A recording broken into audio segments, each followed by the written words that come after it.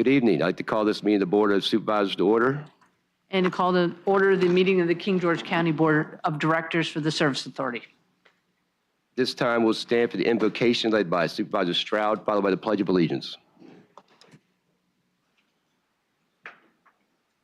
Dear Heavenly Father, as we gather here this evening, we welcome you to join us and ask that you help guide us as we address the county's business.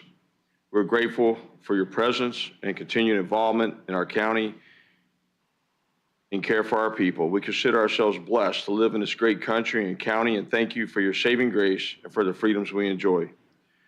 We ask you for your continued wisdom and help in leading our county, and grant us victory over our enemies so that your people can prevail. We thank you for your answering our prayers and never failing to respond to our requests. We ask you to keep your hand on our citizens and our employees, keep them safe, and help them prosper within your will. In Jesus' name we pray. Amen. Allegiance to the flag of the United States of America and to the republic for which it stands, one nation, under God, indivisible, with liberty and justice for all. Are there any amendments to the agenda? Yeah, I'd like to make a motion to add a closed session to the agenda, please. Just for the Service Authority? For the Service Authority, yeah. Second. Motion properly seconds. Any further discussion? All in favor say aye. Aye. Aye. Motion passed. This time we'll open the floor up to public comment. Comments are limited to 3 minutes per person in order for everyone an opportunity to speak. Please provide your full name, the district in which you vote, so it can be properly included in the public record. First on my list, I have Pastor Davis. Thank you. My name is Sherman Davis. I vote in the Dahlgren District. And this is the BLBLE. That's the basic information before leaving Earth. And you better know what it, at least part of it says. The Bible, of course, contains 3,566,480 letters. I know because I stayed up last night and counted them. Just kidding. Anyway, it has 810,697 words, 31,175 verses, 1,189 chapters, and 66 books. And it is a divine library, and it demands not only spiritual illumination, but also practical application. The diversity of subjects, of course, and it's a unified message, encouraging men and women to serve the Lord, trust the Lord Jesus Christ as their personal Savior. The Old Testament has about 32 different names for God, Jehovah God. One of those names is Jehovah Jireh, which means God is my provider. Also Jehovah El Roi, which means God who sees me, the God who sees me. So the God who provides for me is the God who sees me. Luke chapter number 19, we have an illustration of a man named Zacchaeus. The Bible says he was a little man, a wee little man was he. You remember singing that song in Sunday school? Zacchaeus was a wee little man. Okay, anyway, we're on the right page. And he wanted to see Jesus. He passed through Jericho.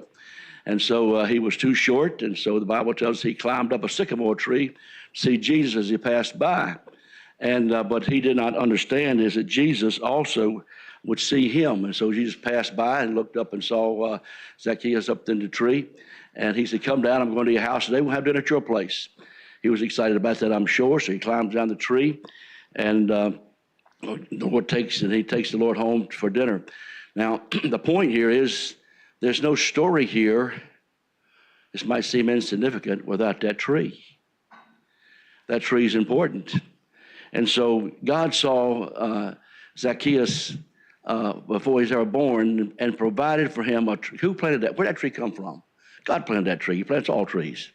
And God planted that tree so when he passed by, that he would look up and he'd be looking down at him. He'd be looking up at the man who needed Christ.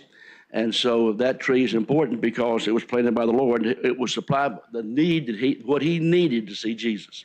There's another tree that's been planted, and it was called Calvary, where God planted a tree, and on that tree, Jesus Christ hung and was crucified and supplied. He was our provider because we needed forgiveness. Without Christ and without that tree, there is no forgiveness. And he is our provider, and he sees us where we are. He is our Jehovah El Roi. He sees us. He knows what we need. He sees our heart. And of course, the heart of the problem, as we've said many times, is the problem with the heart. God bless you and thank you for your time. Appreciate you. Thank you. Santa Marie. Hi, my name is Ana Maria Lobo. I live in Presidential Lakes. I want to thank you for your service to the community, and I want to thank you for the service to the community. I know this job is hard, but you are responsible for all the decisions that you make for the county. On the 8th of April, I came to a meeting for the Planning Commission. Lots of people eager to sell their land to make a lot of money. That was because they were being offered good money. There were others like me that was against it. I am very glad that the Planning Commission asked for more information because these people want to build the data centers.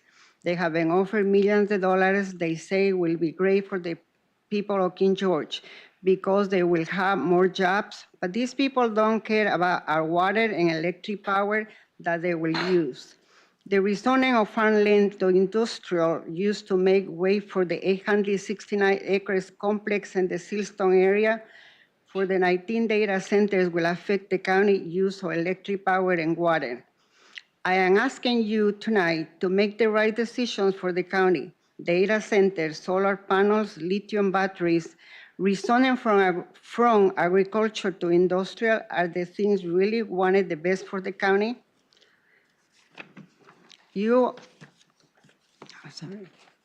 are probably thinking about more tax revenue for King George, but I'm going to tell you that industrial activities can lead to pollution, loss of habitat, and increased water consumption, and potential harm to the environment.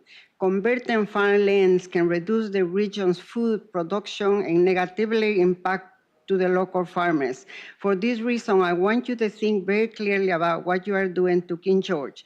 We don't want to become Fredericksburg or Northern Virginia. We want to remain a rural King George. That is why many people move over here. Thank you.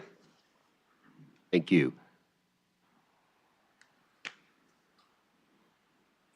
Arn, is it Eliason? Perfect.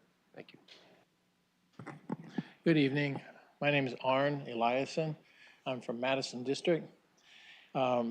Last meeting, I was able to express some of the information I had garnered from the internet about our groundwater and how steeply decreasing that water is. It's quite alarming if you look at the charts that are posted. I'd like to augment those comments with some further comments on water today. In recent years, Caroline County actually got a request in, a proposal in to withdraw 13.9 million gallons per day from the Rappahannock.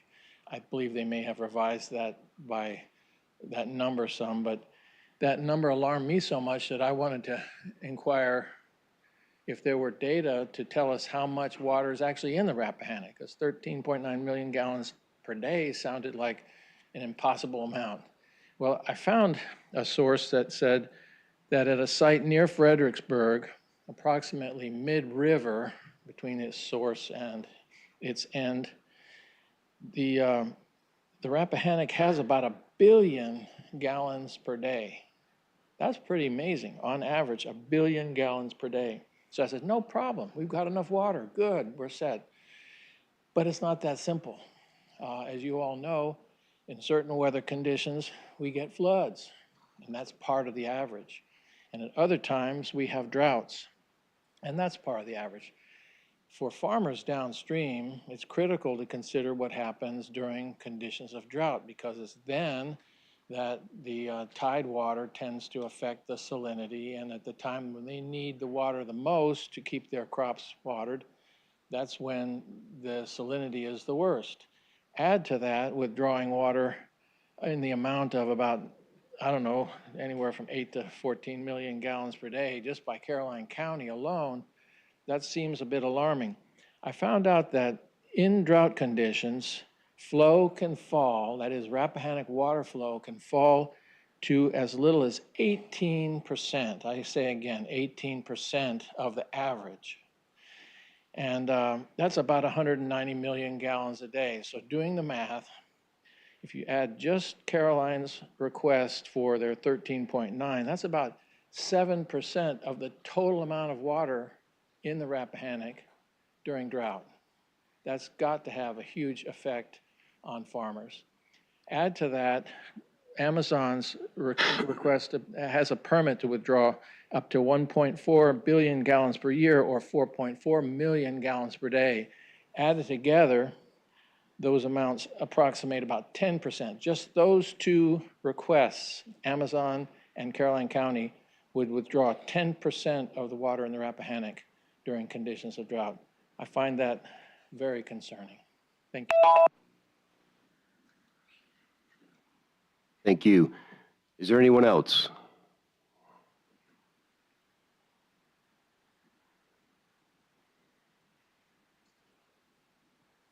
Hello, I'm Tim Childress. I reside in the Dahlgren district, and as the supervisor was kind enough to, make me aware, and I just wanted to say that last week I received a postcard flyer thingy in the mail from somebody called Dahlgren West.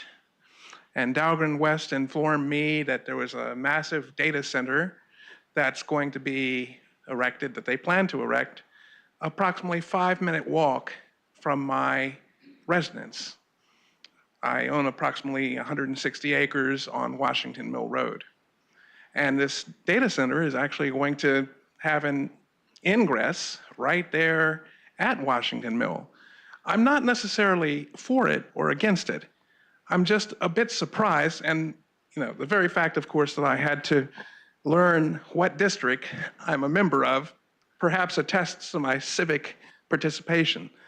Nevertheless, in that postcard, they said that they had contacted members of the public, that they had actually reached out.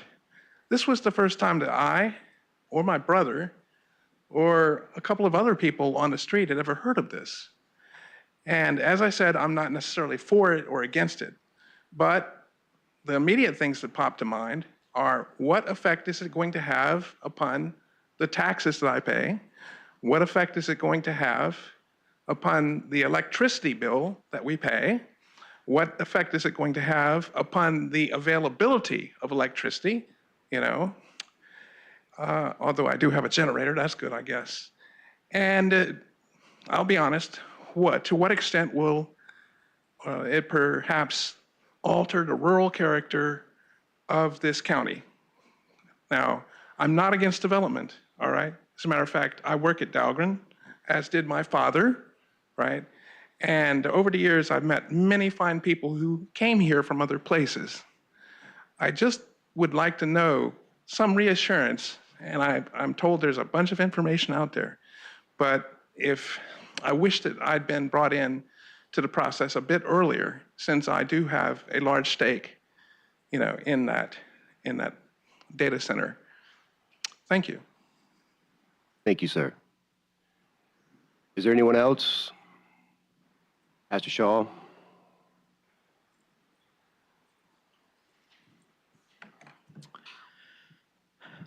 James Shaw, James Monroe District, columnist for the Northern Next Sentinel, citizen journalist, kgmedia.top. Not speaking in my capacity as EDA member. The new hat tonight, agricultural engineer. Probably didn't have that one on your bingo card. A quick setup. Down the hallway here, outside the Community Development Office, one finds some large county maps. On the zoning map, they're in 3 varying shades of agriculture green. One sees how the A1, A2, and A3 zoned areas make up 91.4% of the land in the county, 103,014.6 acres if you're counting. The thinking going on behind the scenes in this little noggin right now is, how do we encourage people, the owners of those lands, to creatively manage those assets so that they can generate healthy agriculture returns. Kind of like this gentleman talking about, maintaining that rural character stuff.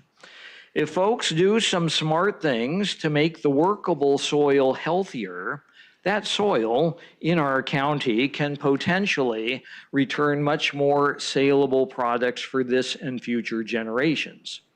Which leads to the fifth and last of the 5 manufacturing principles I've been covering of Elon Musk. Automate is the word. This is another place in the steps where one can save time, save money, save resources or materials. One does more with less.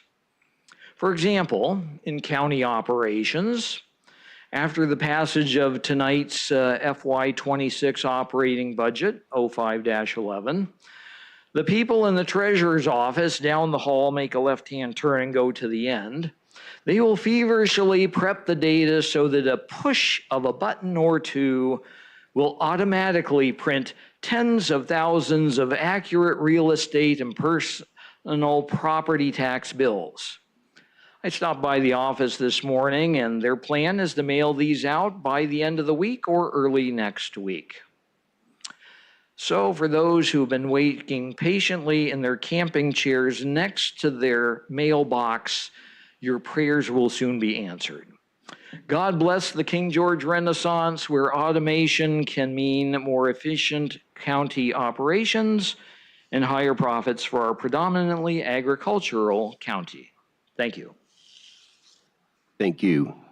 Is there anyone else from the audience? Is there anyone online?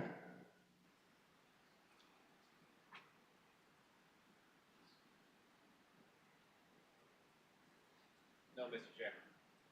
Has anyone received any correspondence? All right, this time I will close public comment and we'll move on to reports of members of the board. Mr. Lee Robotham. Thank you, sir. So, Mr. Liason, I just want to say we share your opinions here when it comes to the groundwater, and I know it's an issue that it's something we're looking at tackling very soon here in the county. Aside from that, I don't have anything else to report for the board this evening. Thank you. Mr. Stroud, are you ready? All right. Mr. Collins, are you ready? I'm always ready. Well, good evening, and thank everyone for coming. It's good to see you. Mr. Dines, are you back part-time, full-time? 3 days a week. It's good to see you, really good to see you. Mr. Childress, so Dahlgren West is actually the better of the 3 projects. They had several public presentations at Mary Washington down there in Dahlgren. They've come here. What you can do is you can look up on the Board of Supervisors and put in Dahlgren West, and it'll give you all the information for Dahlgren West. The good thing about Dahlgren West is they paid attention to the other applications for data centers, and there'll be no performance agreement with them, which would be a huge loss if the other performance agreements were to go forward. They also, Dahlgren West will also, the part that will face Washington Mill Road will be one wall, excuse me. And they're the only ones that have come up with this plan. They're going to have what they call a live wall. So that one wall will actually look like the woods. I was skeptical at first because, you know, people talk about live walls. They put a couple of roses in a wall, call it a live wall. But they'll actually have trees and everything, and you won't even be able to see them other than the entrance to get in there. So I would encourage you to look up the past meetings, and you'll see that's probably the best plan of all, and it would be the most helpful for the county. I'll save the other stuff for my warrant information. Thank you, Mr. Chairman. Mr. Stroud. Yes, sir. I'd like to thank the folks who came out and spoke tonight. I agree with many of the comments, but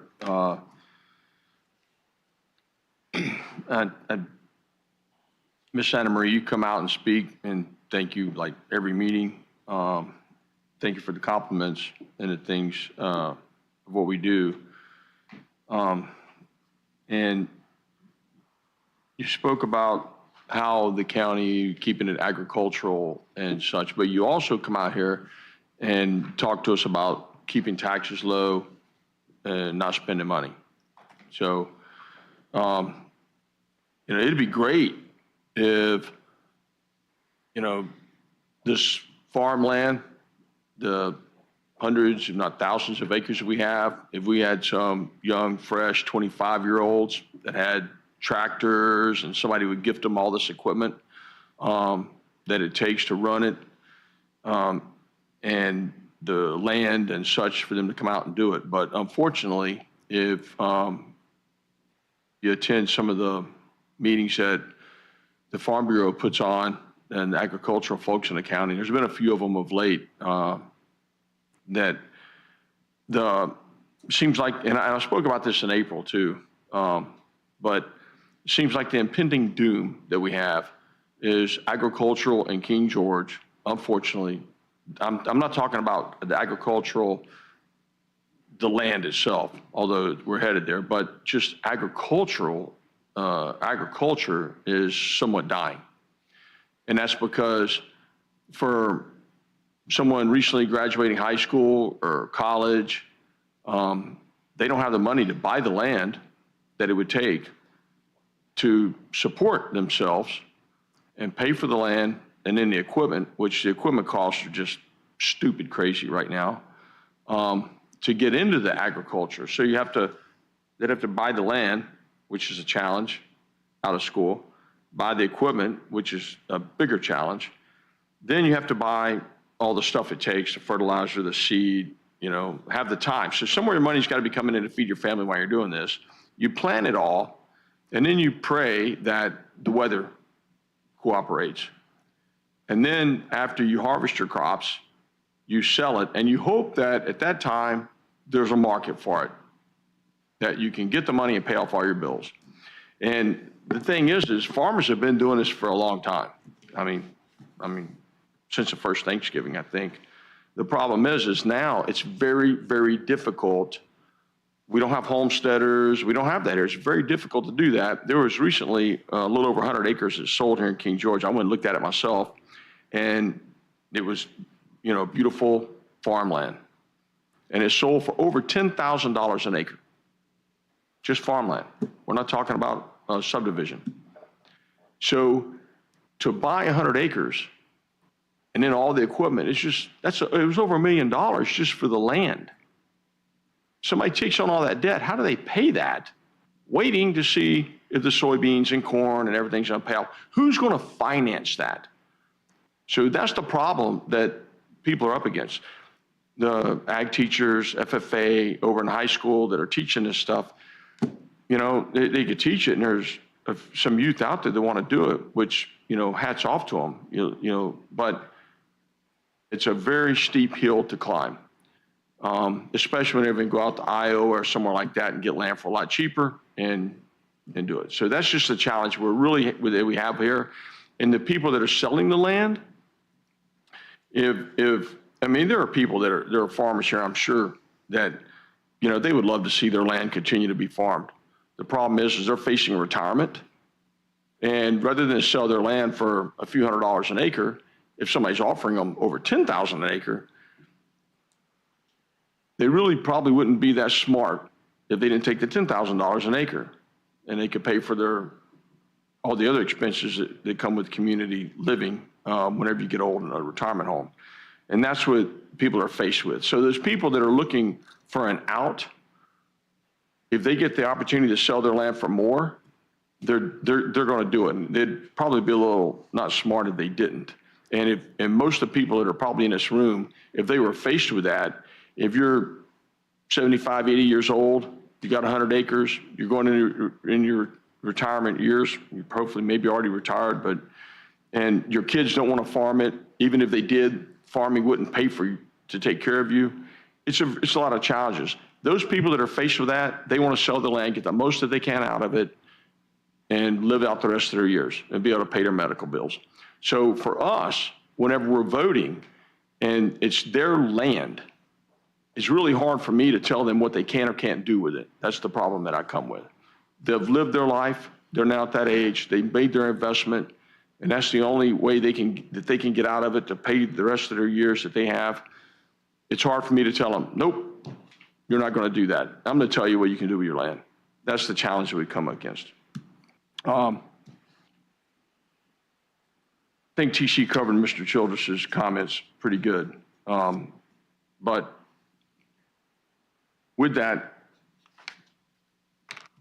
I've spoke to some of my constituents that just recently, it appears, have become aware of the GEV effort, Green Energy Ventures. You guys heard the last planning commission that was addressed.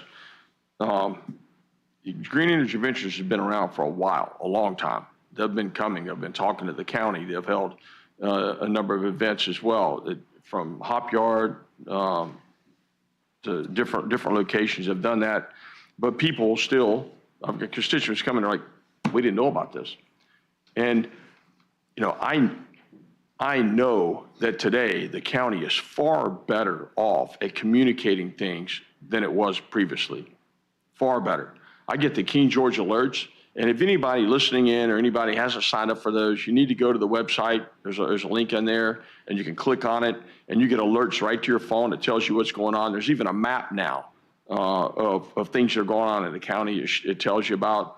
There's a lot of really good information. Everybody I talk to, I tell them to go sign up for that because you get information. But that people are getting involved or coming here, Mr. Childress, coming tonight. You know, this has been going on for a long time, and you know, and I can share in that. I moved to the county in 2006, and I've never been involved in government until I started coming to these meetings.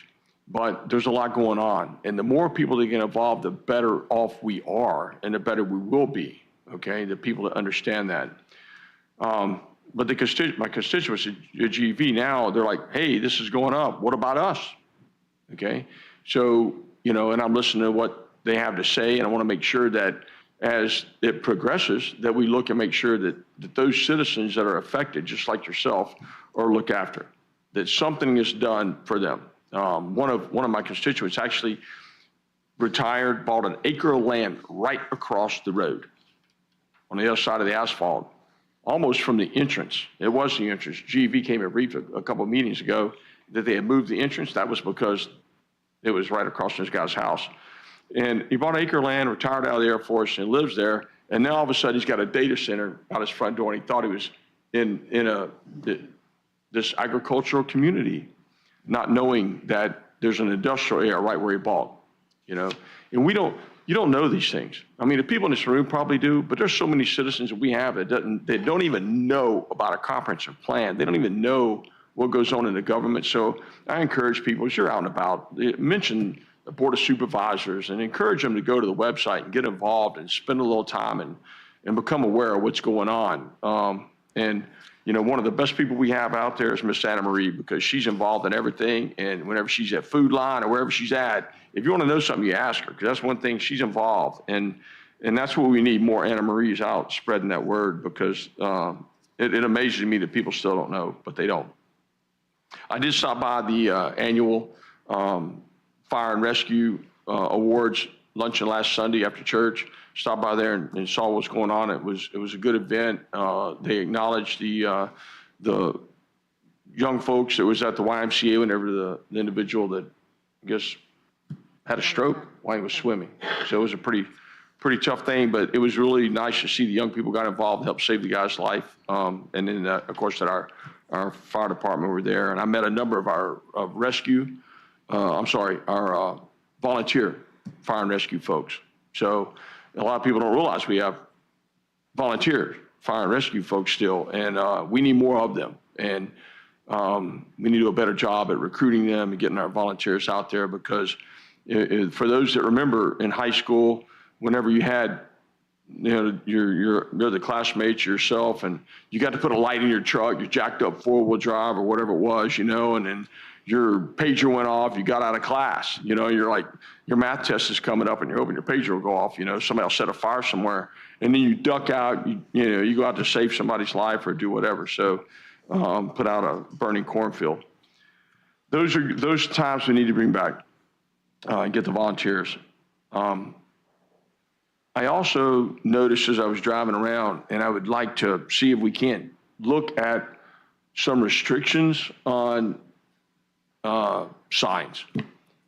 I live right across from Hop Yard, and that median, if you go right there where Route 3 and Port Conway, you come together, everybody wants to stick a sign up there, whether it's real estate, something's for sale, car washes, yard sales, whatever it is. They stick signs up, and it's not personal property, it's public property, it's VDOT land. And people stick stuff up or alongside the road.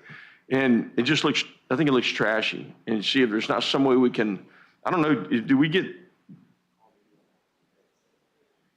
I don't know. It's just, people put them up. They stick stuff to post. I mean, stop signs, they'll stick stuff up, and, I just think it's unsightly. If there's something that we could look at doing to help restrict that. And another thing that I would like to look at, maybe have a discussion on, is it's been brought up before, but I've had talked to some people, and is the meal tax. We're bringing that back up. So that's all I've got, sir. Thank you. Ms. Bender. I should be pretty brief tonight. So first off, thank you everyone for coming. I do want to thank Chief Moody and the Fire and Rescue for inviting us to Family Day, which I did attend. It was a nice event, and seeing the young folks who stepped in and saved somebody's life. It's nice to see quick reactions from some of our students to save someone's life, and their training and their swim training, because their coach, the Dahlgren Sharks, I think the Rays were there too, and they helped out. So students in swim practice got out and helped save someone's life. So it's cool to see our young people in action. I also got to go to the high school and last week and on Monday and do 2 events. One was the signing of another young person with Ms. Rinko's Workforce Development, and Mr. Anthony Caro, who got a job as an electrical apprentice helping to build Kalahari, and he was very excited. So that's a kind of a cool thing to build, sort of an amusement conference center, and being an electrician and on the ground floor. So he seemed very excited to start. They wanted to hire him a month before he graduated, but his mom said, hold on a minute, he's got to graduate first. So I think he starts next Monday on the project. So he was very excited. It was nice to see a young person getting into a different line of field. Everyone gets pushed to college, but there's a lot of opportunities in workforce and in the trade. So it was cool to see. I also am always invited to come to 2 of the history/government teachers. Usually at the end of the semester, they ask me to come and speak to their students in their government class. So I got to attend one of the teachers on Monday, and it was a very lively discussion with the students. But Mr. Stroud talked about people getting engaged. It was interesting, the different things that came up and the questions they asked. And I encouraged them to come to the board meetings, to watch online, or to engage us, because there was a lot of misunderstanding. There was actually a lot of good thoughts, but I think we do need to engage the youth more and engage our citizens. And also I challenged them to come and engage us also. And unfortunately, I forgot to bring my cards, but I said, watch us online, or you can learn a lot from our updated webpage that Ms. Southall and her intern have worked really hard on upgrading. I also got to attend with Mr. Chairman Davis the ceremony dedicating the Deputy Craig Lamont Brooks sign. I forget the location. I know it's down towards Dahlgren and over Mashota Creek, and he served as a trooper and lost his life, and they dedicated. Was very, from the stories that were told about him, he was a well-respected member of the community. I never got to meet him. I was living in North Carolina when he went to high school and passed away. So, but I heard great stories about him and how he's an inspiration to a lot of folks in this community. Did a lot of service authority matters, which you'll hear in a little bit. Talked to quite a few residents in the community about the zoning ordinances, the data centers, solar farms, and Mr. Childress. One other thing, I forget the location, Mr. Smolnik can help me. Dahlgren West does have an information center, correct? Mr. Smolnik, do you remember the location of that? Oh, Hilltop, the little business park at the top of the hill where the old restaurant was. So I think they're open every day. You could go and check their hours out and go and talk to the folks there to find out some more information. And for those folks, one of the opening lines I always ask when somebody doesn't remember exactly which district they're in, I always ask them where they vote. So if you're in Dahlgren, you vote at UMW Dahlgren. If you're in Shiloh, you vote at King George Elementary. If you're in Madison, you vote at Sealston or at the high school. And if you're at Monroe, it's at King George Middle School. So that's the easiest way to remember where you're voting, which district you're in. And then last but not least, I would like to appoint Ms. Valerie Frank to the Smoot Library Board to represent this Shiloh district. Is that a motion? Yes. Second. Motion properly second. Is there any further discussion? All in favor say aye. Aye. Aye. Chair votes aye. Motion passes. That's all I have. That's it? Got one more thing? Nothing? Okay. Mr. Sutherland, you're up. All right, thanks everybody for coming out. Pastor Davis, Pastor Shaw, once again, thank y'all for keeping us grounded and looking in the right direction. Appreciate that. Ms. Lovell, thank you for always being out here. It always makes me nervous when I look out there and you're not here, so thank you for being involved.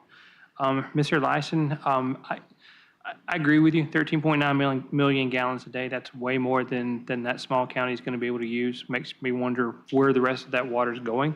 The other thing that concerns me is the Rappahannock is on the number 6, was recently listed as number 6 in the most endangered rivers in the country. And then every time a new straw is put in that river, it basically moves the brackish line a little bit further upstream, putting farms downstream at greater risk, from having basically, using salty water, if you will, brackish water to irrigate their crops, which is going to not only ruin the crops, but ruin the soil. So that's a big deal, something that we're keeping an eye on. Tim, thank you for coming. It's good to see you here tonight, so please stay involved. Tim is a friend from work, co-workers, so we chat from time to time about what's going on, and he decided he wants to get involved, so I appreciate that. Thank you for coming out. Had a few meetings here and there this week. Probably the most interesting one was the Gibson Solar Farm Town Hall. Actually, I think that was last week, but this time I actually got to stick around for more than an hour and chat with them, so that was cool. One of the nice things that came out of that is they took for action. They're going to come back in about 2-3 weeks and bring a graphic depiction of what their plan is for drainage. They talked to us quite a bit about the different codes and things that they have to maintain for DEQ and other things. But, we ask them, what's the specifics of your plan? How many of these drainage ponds are you going to put in? Where are you going to put them? Can you come back with a topographical map and show us where all this stuff is going to go and help us to visualize this? And they said, yeah, they'd be glad to. So be on the lookout for, within the next 2 or 3 weeks, maybe another one of these things. And hopefully this time we can actually talk a little bit more about the technical side of it. We spent probably an hour and a half talking about the technical aspects of farming sheep, which was interesting, but wasn't really what I was there for. I wanted to know, do we want to bring this thing to the county or not? And how do people feel about it? So once we actually got past the sheep talk, it was actually fairly interesting. So hopefully we'll skip that next time and go straight to that part of the conversation. I want to echo something that Mr. Stroud said earlier, and don't take this as me advocating for any one particular project. I know it's coming on the tail end of what I just said about Gibson. I'm not advocating for a project. I'm not against a project. What I do want to say is, as a county, we got to stop saying no to everything. We can't keep saying no to any new industry or any new project that wants to come to the county. If we do, as a county, we're going to die off. We have expenses, and those expenses aren't fixed. We've got teachers, we've got firemen, we got sheriffs, We got the staff that does maintenance around the county, and they all have salaries. And they're all subject to the same cost of living increases that all of us are. So we can't hold their salaries fixed forever. They're going to have to get raises, or they're going to go to places where they can get raises, which means that our cost of doing business is going to go up every year.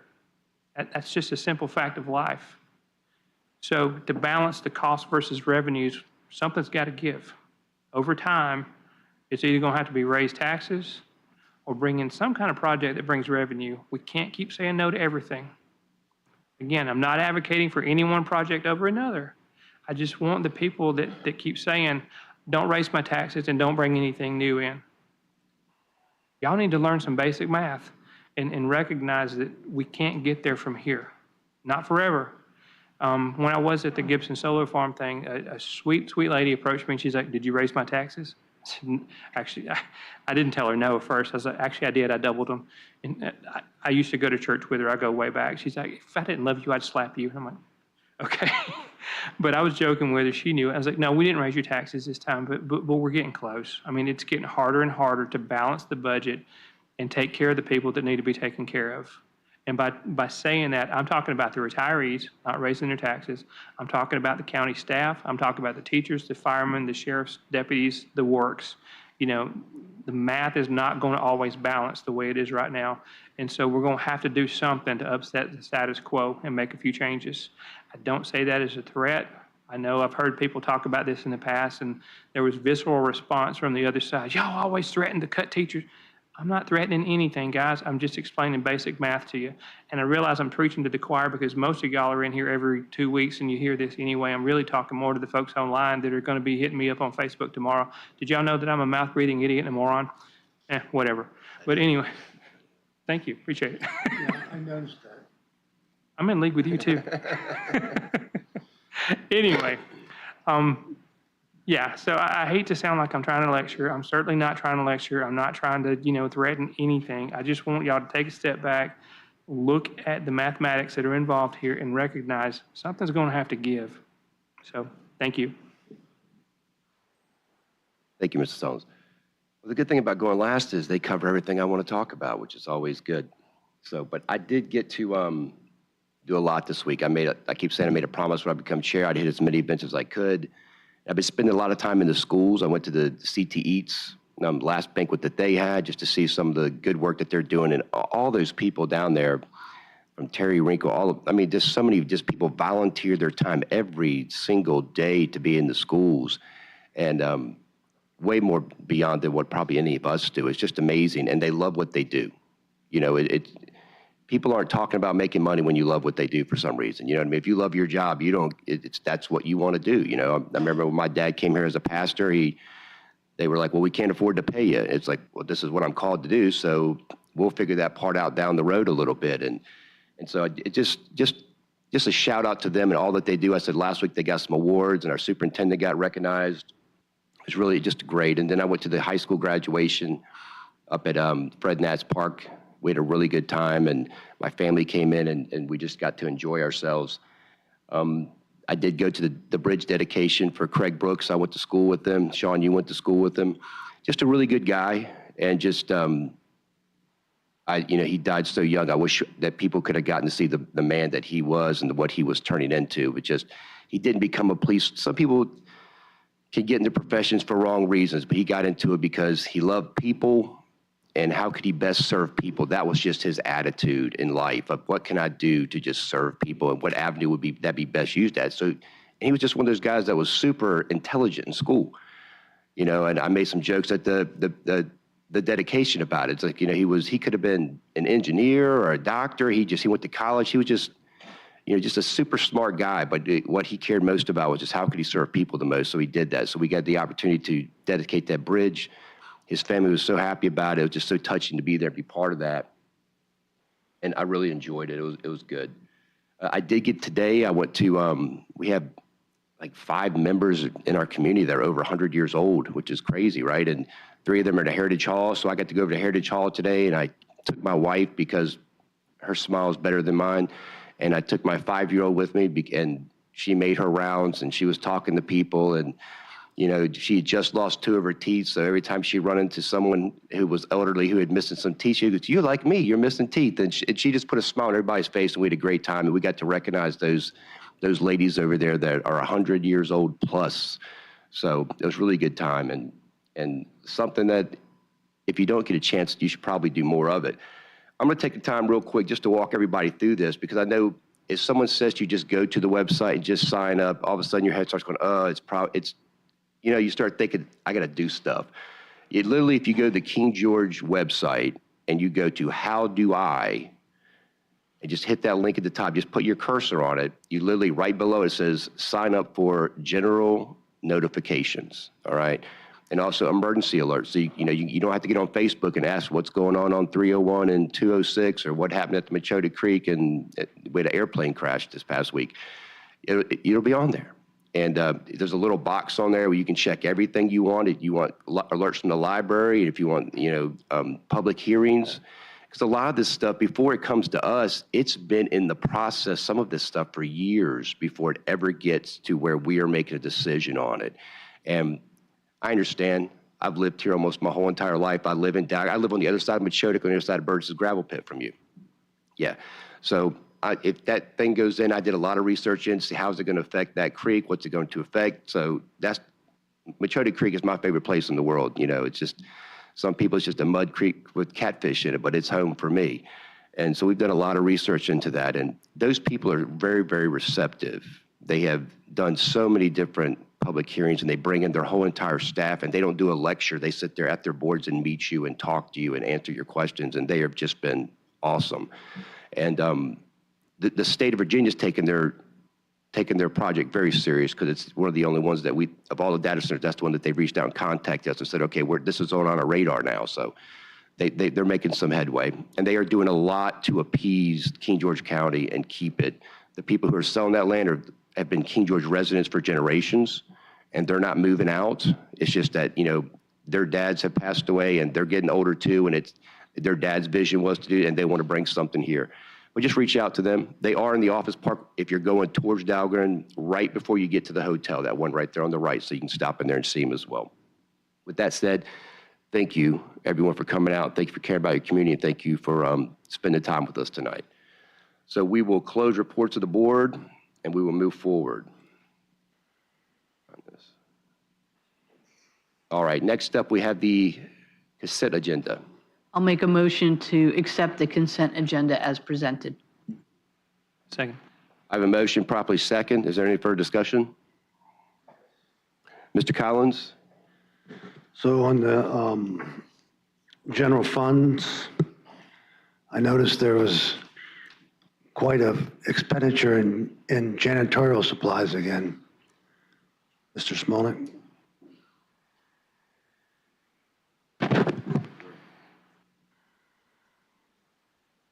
And I've got my finance team here, so I'm pulling this up real quick.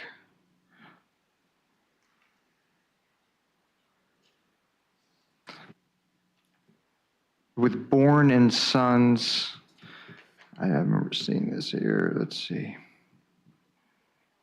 Born and Sons, there was a total of $2,518.05 spent in this warrant period.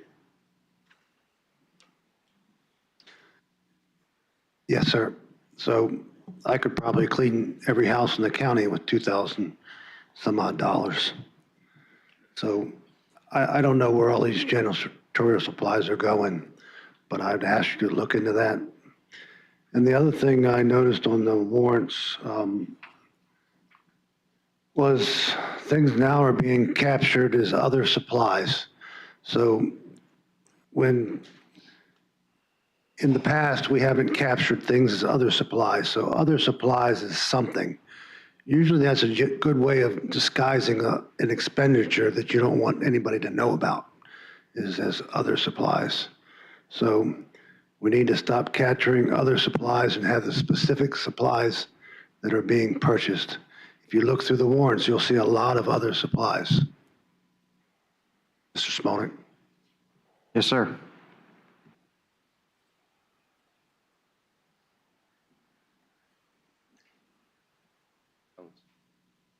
Stroud.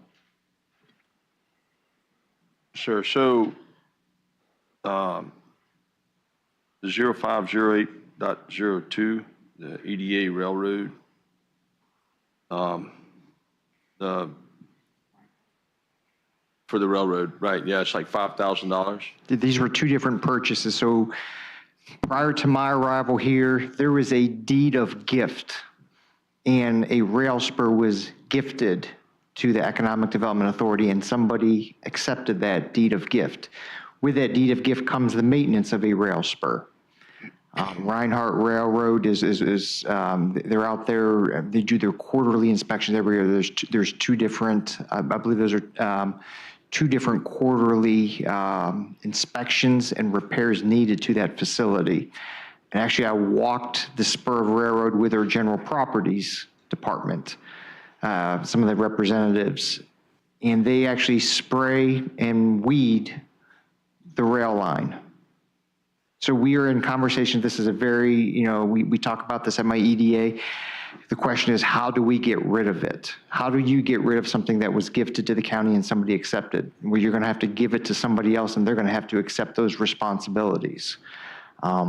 There's one end user, to the best of my knowledge, in the industrial park who uses it. I believe it's that particular spur maybe once a month. They've got cars coming in, but that is something that we inherited, and we are trying to figure a way to make it better. We have not come up with a solution yet. So by accepting this gift, I mean, we have it. It's ours. So my question is, it's ours. The company that does use it, they have steel that comes in on it like once a month. Are they, like, if we close it, I mean, that's going to impact them. It's going to impact their Interested in business. helping with it, or? So that's where our conversations have led to is, what I have found so far, I cannot find anything that was part of the agreement to get them here or to open up their business. Now, I would not want to go back on a business and say, now it's yours. That's just not good business practices. Mr. Stroud, this is on your warrant reports, and this is, if you watch the EDA meetings, we read their minutes, this is a point of discussion and how we get out from underneath the situation while still supporting our local businesses. So, Mr. Smolnik, on the spur, I remember when that occurred, and the EDA director at the time seemed to accept it, the gift. I don't recall that the board did. So you might want to look it up. It belongs to the Economic Development Authority, not the Board of Supervisors. So the reason this is in your warrants, there's a line item for EDA expenditures, and when we code our AP sheets, finance is actually the fiscal agent, and then the EDA will write a check to reimburse the county for these. That's why they're appearing in your warrants. But this is EDA-owned property, not County Board of Supervisors. So the landfill is part of that spur? I know there's a crossing that they use that is in some need of repair. I don't believe the rail line uses that particular segment. But I know we've reached out to Waste Management and have some discussions. I know there was another site, I want to say it was over in Southampton County, a very similar situation. We had, I think it was the gentleman from Reinhardt Railroad, maybe 3 or 4 EDA meetings ago, about how Waste Management, partnered with a locality to fix a railroad crossing. So some of that is due to the trucks, the Waste Management trucks that are going and crossing that road and tearing it up. It's not the trains itself, it's the cross traffic. That is my understanding based on the presentation from Reinhardt Railroad. So there are a couple issues here, owning it and then also ultimately repairing that rail crossing that Waste Management is utilizing and other vendors. So the county should never be in the position to be owning railroads and all these other type of things that are not the business of the county. So that was a poor decision before we were here and before you were here. I don't know how you're going to get out from underneath it, but it costs us money, and we don't need to be in the railroad business. From an economic development standpoint, so part of it is, one, if the companies are using it are interested in helping, if they're using it, it's bringing money to them and they need it. Like Mr. Smolnick said, we don't want to discourage, we want to support the business, but the same, we're not responsible for funding the business. But the other thing is if we can leverage it for getting more business. In other words, if having that spur crosses over into the industrial area. So if there's businesses there that need a railroad or can use that, then that's something could be good to attract business. But it's just whether we're capable to get businesses in there to use it. And So the businesses in the park, the rebar company is the only one that uses it. There's a precast company in there. They do all their stuff by trucks. And the other environmental companies, they don't need a railroad. If it could be used for a business like the one all the way in the back that's vacant, that big warehouse, and even Blumania, however you say that, I don't know if they have interest in it. I don't know if all their stuff is trucked out or not. All good comments for the EDA board. Sir? All of those are good comments probably for EDA board meeting to discuss that stuff, to look at businesses to come into there. Because rail is significantly cheaper than truck normally. So I was just trying to ask and find out that we're paying for it and if there's somebody else we could get to pay for it. Well, it is on the consent agenda, so it's available for discussion. And that's what I did. Thank you, Mr. Collins. So I have a motion on the floor, properly second. Is there any further discussion? By roll call, Mr. Stroud. Aye. Ms. Bender. Aye. Mr. Collins. Mr. Sullins. Aye. Chair votes aye. Motion passes.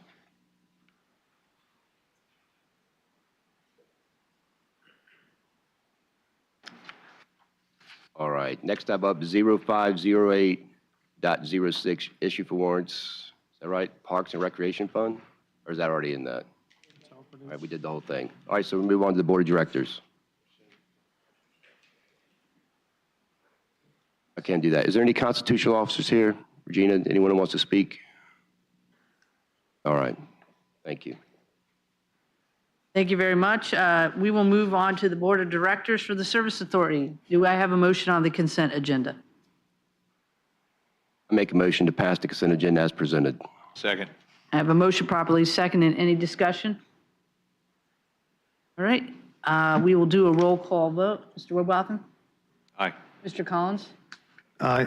Mr. Sullins? Aye. Mr. Davis? Aye. Chair votes aye, motion passes.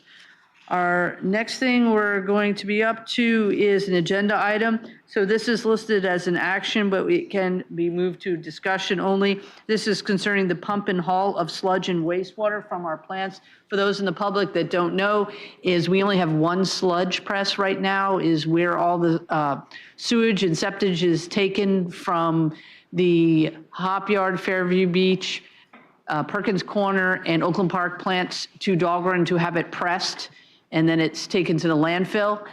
And we right now only have one press, so we have 4 other wastewater plants that the stuff has to be collected and taken there, and the prices can be quite high. So we were looking and put it out for bid to try to get a cheaper price to do that for emergency services, and sometimes when we need a little extra help during an emergency or an event. So Austin, if you could come up and give us some background information. You are doing that for procurement. Thank you, Austin. Sure. Good evening, Madam Chair and members of the Board of Directors. Let's see here.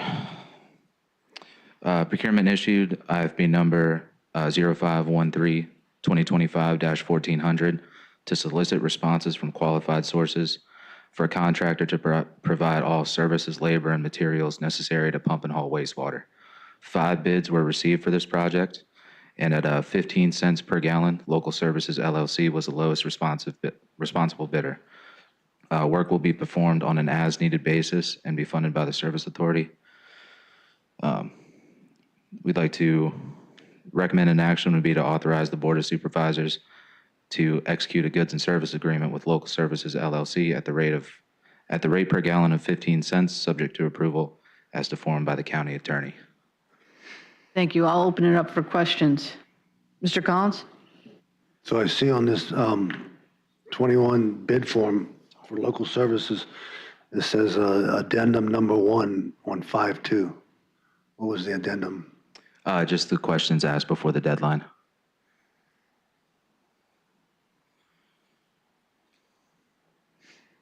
You have other questions on it, Mr. Collins? And just for information, the highest bidder was quite high, and this was low. And when I mean quite high, is near $1.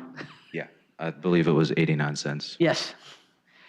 Does anyone else have questions? Mr. Robotham? Just for clarification for how it's written here, it is 15 cents, not 0.15 cents, correct? Apologies, yeah. Okay.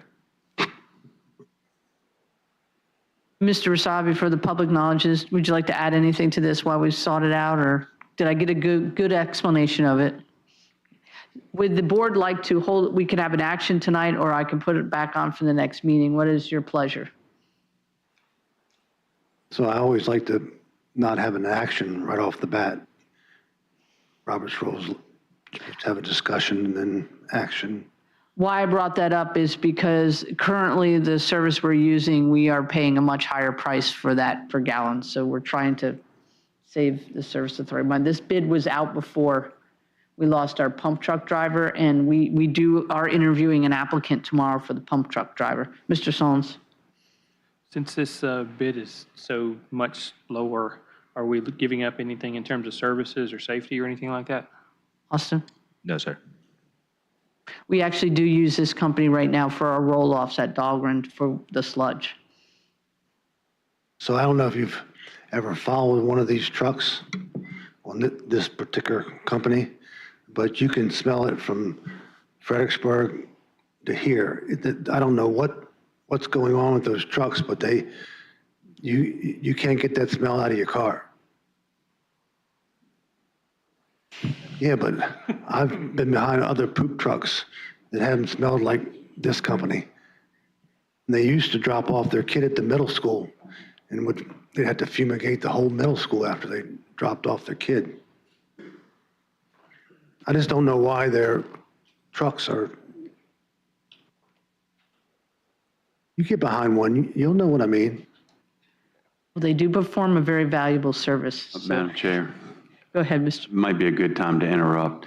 I think if you all decide to take action, it should be to authorize the Service Authority. Mr. Davis was already mentioning that to me, but thank you very much for catching that one. Do we have any other questions? Mr. Davis? Yes, I'd like to make a motion to authorize the Board of Directors, Service Authority to execute a good and service agreement with Local Services LLC at the rate of per gallon of 15 cents, subject to an approval as to the form by the county attorney. Do I have a second? Second. I have a motion properly seconded. Any further discussion? I will do roll call vote. Mr. Robotham? Aye. Mr. Collins? Aye. Mr. Solons? Aye. Mr. Davis? Aye. Chair votes aye, motion carries. Thank you for your work on this.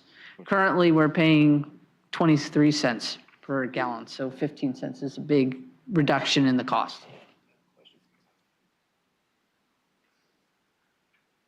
How much a year, Ms. Bender? What was that? How much we paying a year? Right now, we've paid quite a bit without our I could get Mr. Rasavi to give you that exact amount, but we've paid quite a bit without our pump truck driver. So hopefully, the person we interview tomorrow will work out fine. We did, through Mr. Rasavi, Mr. Young's help, we did find somebody to come and do part-time work to try to alleviate some of that cost. But Mr. Rasavi? The last invoices we had, it was about $126,000 for pump and haul. I don't know that we've paid all the invoices, so it'll be more than that before the end of the year. Thank you, Mr. Rasavi. I hear you're staying until the end of July. You're always hearing a lot of things, Mr. Collins. I heard it right out of your mouth this afternoon. Thank you for staying. Oh, we can all fantasize, can't we? He promised me. Well, that's not what I heard, Mr. Collins, but that's okay. I had an attorney overhear it. You heard Christmas? Okay. I'll make a It's already here motion for for last Christmas. No. No, I will now go on to our presentation for BOD Environmental Services Monthly Utility Report. Mr. BOD. Good evening, Board. Certainly second the sentiments for Mr. Rasavi. He is highly favored. We appreciated all of his efforts. All right, so good to see everyone. We'll go ahead and give an overview for April's operations. Don't have anything to report for the water systems. Everything was normal. All samples were collected, tested, came back negative for the species that we were looking for. So nothing to report there. There's a lot, however, to report on the wastewater systems. As you know, we have 5 wastewater systems, and we'll start off with Dahlgren.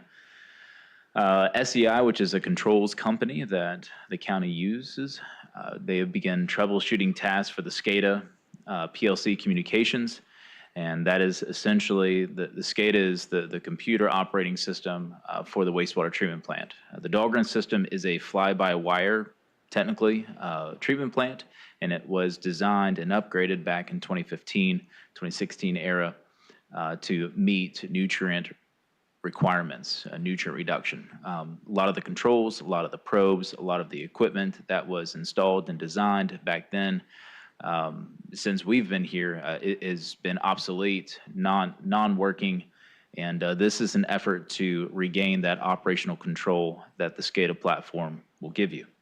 Also, we've had YSI, which is a probe or testing manufacturer. They were in to assess their on-site meters and probes to plug into that said SCADA system. We had several different occasions. We had the influent pumps rag up or clog on us, and that is due to the fine screen at the head of the plant being out for repairs. So the maintenance team had to get in and unclog those pumps. We also drained and flushed and cleaned clarifier number 2. For Hop Yard and Fairview, not much going on here either. We did have a failed blower. Blower number 1 at the Hop Yard facility has failed, and the maintenance was notified. Hop Yard is also a major supporter from a treatment standpoint to Oakland and Perkins in providing seed sludge for those facilities to try to maintain viable treatment at those other facilities. Fairview and Fairview Beach, we only had one thing to note here, and that was the generator failed to run on multiple occasions, and the maintenance team has been notified to enact a repair. The other 2 systems, are kind of on life support right now. Perkins, we are still seeing treatment issues related to fats, oils, and grease. It is a big deal, and in so much that it has continued to inhibit our wastewater treatment operations for Perkins. And we've had exceedances for CBOD5, TSS, TKN, as well as E. coli. I will also note, this was in last month's report as well, we have tested the influent at this wastewater plant, and the result of that influent oil and grease analysis came back at 300 milligrams per liter plus, which is well over the maximum allowable limit that you should see on influent treatment. This is inhibiting our treatment, and it's causing a cascading effect throughout the treatment plant. The treatment plant has been reseeded multiple times, and that is at great expense to the county as well. We're hauling yet more sludge from one facility to another. So that is another costly endeavor, but we're doing so to try to maintain treatment. I did not include this in these slide decks, but I personally came up and met with the operators, and we are trying some different chemical treatment. We're using a polymer, it's a cationic polymer, to try to provide some better settling in the clarifiers. What oil and grease, what it does many different things, but one of the particular things that it does is it inhibits the clarification side of the treatment process. So you have no solids to liquid separation. And what that means is you have solids that are going over the clarifier weirs and into downstream filters. And so we want to maintain those solids in the aeration portion of the treatment plant and not escape the clarifier. And so we were using a chemical called a polymer, a cationic polymer, to provide better settling, and that was of great success, and we are continuing to do that. We've also installed new chemical feed pumps. These new chemical feed pumps do have monitoring capabilities. They're installed and operational. But the biggest help for this treatment plant is going to be collection system maintenance. If we do not address the collection system, we are not going to address the treatment problems here at Perkins. And that means re-engaging our FOG program, and that also means engaging, or the maintenance team engaging in lift station cleanouts. We have a lot of lift stations, particularly the one in Perkins right behind Food Line. That one needs to be cleaned out on a regular basis, and we also need to re-engage our FOG program. For Oakland Park, yet again, this is another system that is on life support right now, and it is also due to the influent characteristics that are being conveyed to that treatment plant. So we've had CBOD, TSS, TKN, and E. coli violations for this facility as well. But we believe that this is continued effects from collection system, creating a black septic, anoxic conditions in our wastewater treatment plant. We have done several microscopic analysis, different DO profiles. We've also used the polymer in this facility as well, with some limited success. But we are seeing inhibition as well from the collection system. There were several investigations that the King George maintenance team has performed, as well as our own operators have performed, trying to identify the source of this septic coming in. But primarily the King George County Service Authority, the maintenance team, is trying to investigate the possibility of septic haulers illegally dumping into the collection system. There was a replacement of the comminutor at the headworks. What the comminutor does, it essentially shreds up any and all foreign material that's coming into the wastewater plant. It minces it into a fine material and allows the wastewater to flow through the treatment plant without clogging mixers and downstream pumps. And also, as I've mentioned before, we are continuing to reseed this treatment plant, trying to maintain a viable biological treatment facility. So those are my notes, and be happy to take any questions from the board if you have any. Before I ask for questions, I did want to bring up something that came up in our biweekly meeting today, is the actual one point of success. And Mr. Simmons had mentioned it with, now we've been having a hauler haul it, unfortunately at great expense. And it has created a situation where we're having some really good numbers because there is very consistent removal of the sludge, correct? If you could explain that a little more, because you can explain it better than I can. Yeah, I was not part of that meeting. Okay, yeah, as a biological treatment system, you have to maintain a concentration of solids. And one of the issues that we've had before, specifically with the loss of the septic hauler, the driver, we were unable to waste as much solids as we historically have been. With the additional hauling, we have been able to maintain a satisfactory wasting regiment in order to maintain an appropriate mixed liquor concentration. You have some really good numbers at the first time in your time here, correct? If I remember right, Mr. Simmons? Yep. So I just wanted to point that out. Does anybody have any questions? Mr. Collins, do you have any? I have some questions, but not for Mr. and Bowden. Okay. Lee? Mr. Solons? Thank you so much. Ms. Bender? Yes, did you want to ask them before we go on to the next one? Go right ahead. So the FOG program was off and did very well, and then we lost our FOG guy. So are we getting another FOG person? Right now, Mr. Savick, can you speak more on that? We plan to advertise for that position, so when the new general manager shows up, he can select someone. Although I may have a recommendation for you at the next meeting to approve a process in the interim until we get to that position. The problem was the last time we only had one individual who even qualified for the position, so it was really not a great deal of opportunity to choose from that. So the next meeting is June the 3rd. That means you'll be here for that? I'll be here in June. Okay. Go ahead, Mr. Collins, you have another question? Yes, the next question is the water leak, the 3 million gallons. Have we ever determined where that's located? One thing, if we can maybe bring Mr. Simmons up, we discussed that today at our meeting, and let him share the results, because we're still looking at different variables, but he's got some information that will hopefully. Yeah, so what we were discussing today, some of the numbers are showing less usage in the Dahlgren system. You know, that encompasses 5 different well systems. We did go back and review our data after the meeting today to make sure that all that was correct, but it does look like that usage is dropping back down. You know, it's odd that a leak doesn't just go away. It doesn't just fix itself. So what we're doing now is Patty's working with us, you know, doing audits on the billing system to make sure that we're billing as much water as what we're withdrawing from the ground. You know, we monitor the withdrawal. Patty monitors what's being billed to the customer. We need to make sure that we're billing the same amount we're withdrawing.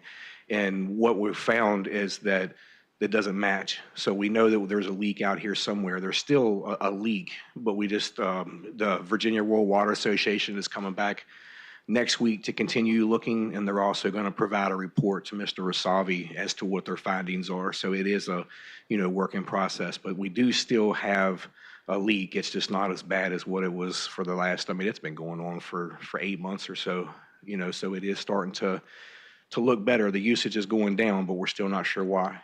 So I mentioned to Mr. Rasabi a couple weeks ago that the leak seemed to present itself the same time that the drug treatment facility started their excavation.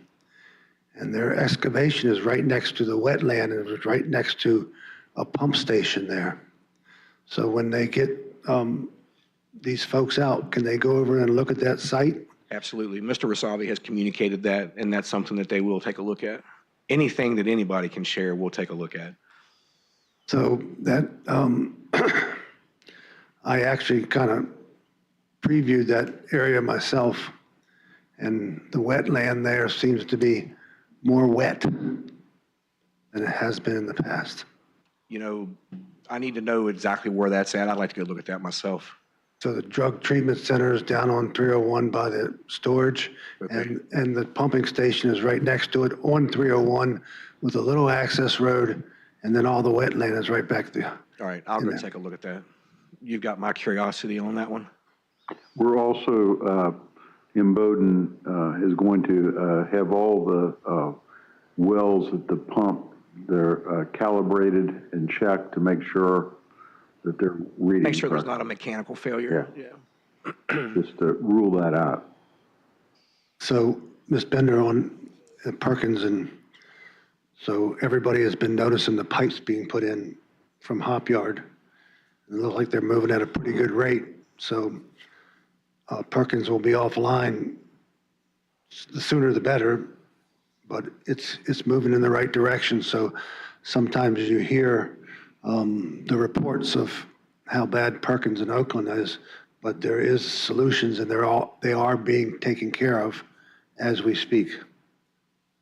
Actually, Mr. Collins, I was going to mention that in my report because Perkins is moving along. I mean, they're doing a good job of getting it to the end. We have to have it offline by January 1st of 2027. So it is in process. Those who've seen all the pipes out there, a lot of people still ask questions. It is for the ARPA projects for the water and the wastewater. Bringing Canterbury to Hop Yard is in the end, that's what the goal in upgrading the Hop Yard plant to accept the the sewage from Perkins Corner. But you are absolutely correct. We are moving in the right direction. And next month, on June 3rd, we are going to be having the engineering company to come here and ask some questions. I mean, I've been very disappointed in their decommissioning for the Oakland Park that we have paid to have them do it. So I'm asking them to come in front of you and ask questions, because that is vital too, to have our engineering report on the decommissioning of Oakland Park so that we can see how we can afford to do that, because that is very important. And Mr. Asavi, you can give a little more information on that. Thank you, Mr. Simmons. Well, that is probably one of the smartest moves that the authority has made during the entire time that I've read all the minutes that Mr. Collins was so kind to share with me. Those two plants were never designed to do what they're required to do. And so once they're taken offline, and we have applied to put a sludge press in Hop Yard, so that will eliminate a majority of the pump and hauling. I think that will leave Fairview, is that right? Which I understand is a very small operation, so that probably wouldn't require drying beds or a sludge press. But because I just did a rough calculation over the last 5 years of the pump and haul, and basically just under 3 years for what you're spending in pump and haul, you could buy a new sludge press. So I have quite honestly never seen treatment plants that do not have a sludge press or drying beds. So this is kind of a new concept to me, to be pumping and hauling sludge and that. So, but those two actions will save the residents a lot of money. Now, you're going to have to spend some money, but the savings that I think that Mark sent me from the closure of those two plants, now you'll have an increase in cost at Hop Yard, because I believe that permit will require 16 hours a day.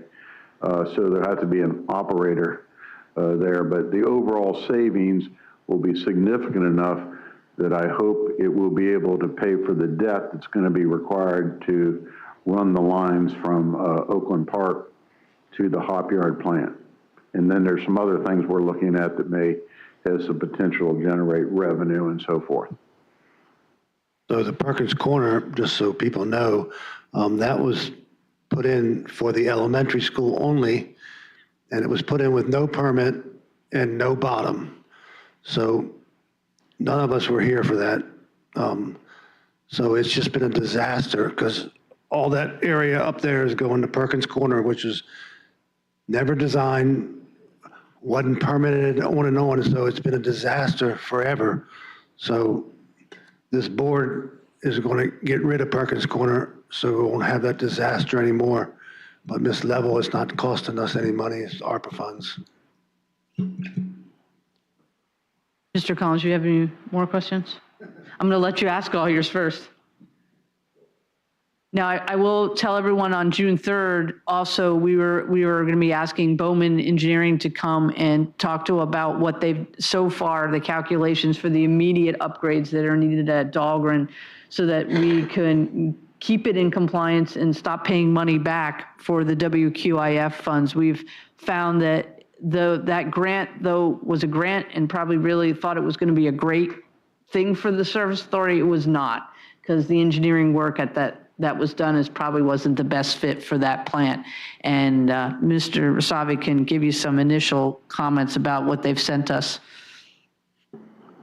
Well, I believe the engineering report and recommendations for the immediate improvements to that plant are desperately needed. They're expensive. Some of the things that were done in, I don't know if it was 2016 or 15, whenever it was done, quite frankly, there were some serious issues about those engineering recommendations and what was done. But as many things we've seen here over the years, we simply need to correct these things and move forward, because commiserating and finger pointing really is not going to solve the problem. And so although the presentation that's going to be made, it's expensive, and I'm going to make some recommendations to the board on how to address it. And so we will go from there at that point in time. But obviously, we need to correct those things. It's much less costly than paying the extensive fines that you've paid over the years. Mr. Wasabi, so the solution to the problem is not to increase rates. Is that correct? We're just completing, at this point in time, I'm not recommending that. There is some inequities that I don't know who decided how to do some things on when you charge people over the base rate, but that does not apply to residential. And I'll be discussing that when I present the budget next month. Okay. So do you think that we'll be seeing a rate lowered? I can't answer that yet because we're still, I know you're very interested in that, but I don't usually like to answer a question in advance of the facts. Yes. I know I've been on you for forever.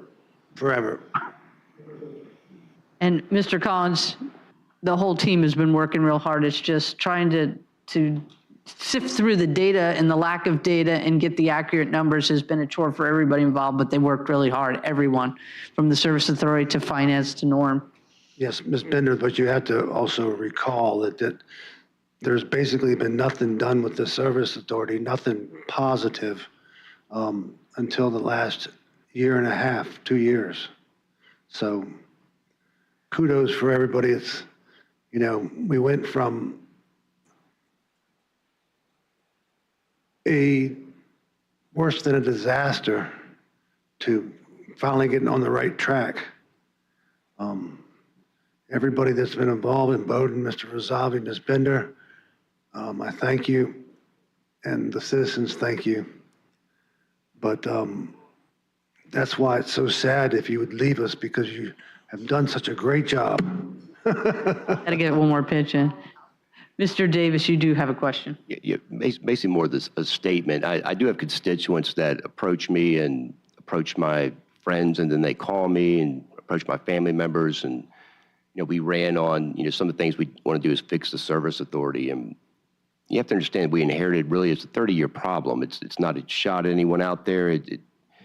This has been going on for years, and for years and years it's new fines, new fines, new fines, and the way I describe it is kind of like in the medical field, if someone's got a mortal wound or they're lacerated in some way, the first thing you do is you come in and you stop the bleeding.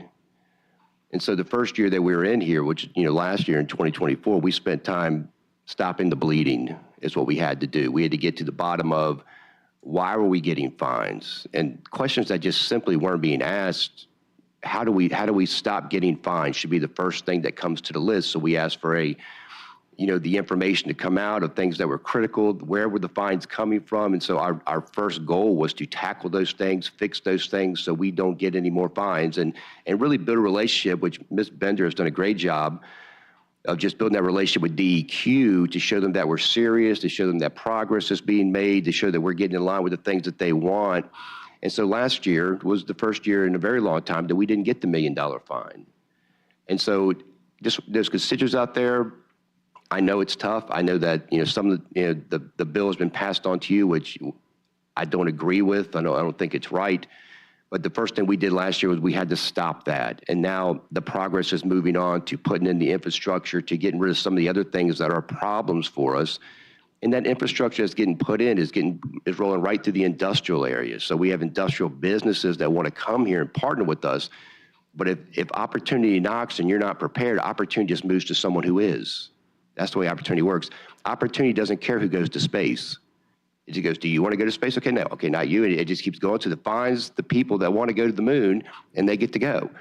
And that's what's going on right now is we're just trying to create an opportunity so when businesses do come here, we have the infrastructure in to support them. It's not a bill they're going to have to take on to pay for those things as opposed to going somewhere else. So we're doing that. And I just want to encourage, I know that it's tough, and I know that the water bills, they start off high with fees and fines already attached to them.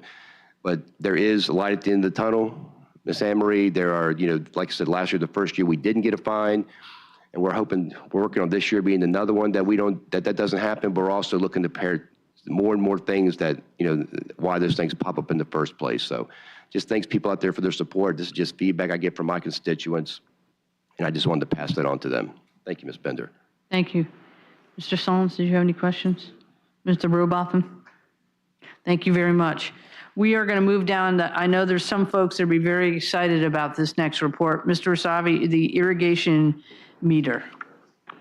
Okay, I guess over the past 6 months, I know Mr. Solons had one of his constituents that we met in the county administrator's office to discuss the issue of irrigation and I guess what they view as not being fair that they pay on the volume of water used, although they're not discharging all that water into the sanitary sewer system.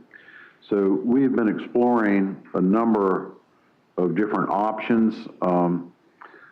There's been multiple problems looking at different programs and so forth, but in doing my research, I came across this simple sub-water meters that basically zip tie to your water line, which would be servicing your irrigation. And there's three different types of models, and they send the signal by cellular phone rather than relying on Wi-Fi, because that's generally proven sometimes to be a very difficult operation to provide data to the proper authorities. So this is what the cost of those meters would be, depending on which meter the individual would need. And what we did, as you well know, I think we sent out to you, we posted online with Amy's assistance to get the number of people who would be interested. And so that information was passed on, and Patty Norris Barker worked with me very closely, and she prepared a spreadsheet, and I would like her just to briefly explain how she arrived at that spreadsheet. And then just with this week, going through the extensive files that were given to me from Mr. Miller's office, I found, was it 2018? 1819, it was Mr. Weekly's. Yeah, Mr. Weekly actually did this same study, and basically, since we have more customers now, there will be more in her report that shows, but basically drew some of the same conclusions that I've drawn, which we'll discuss once she has an opportunity to explain the spreadsheet to you.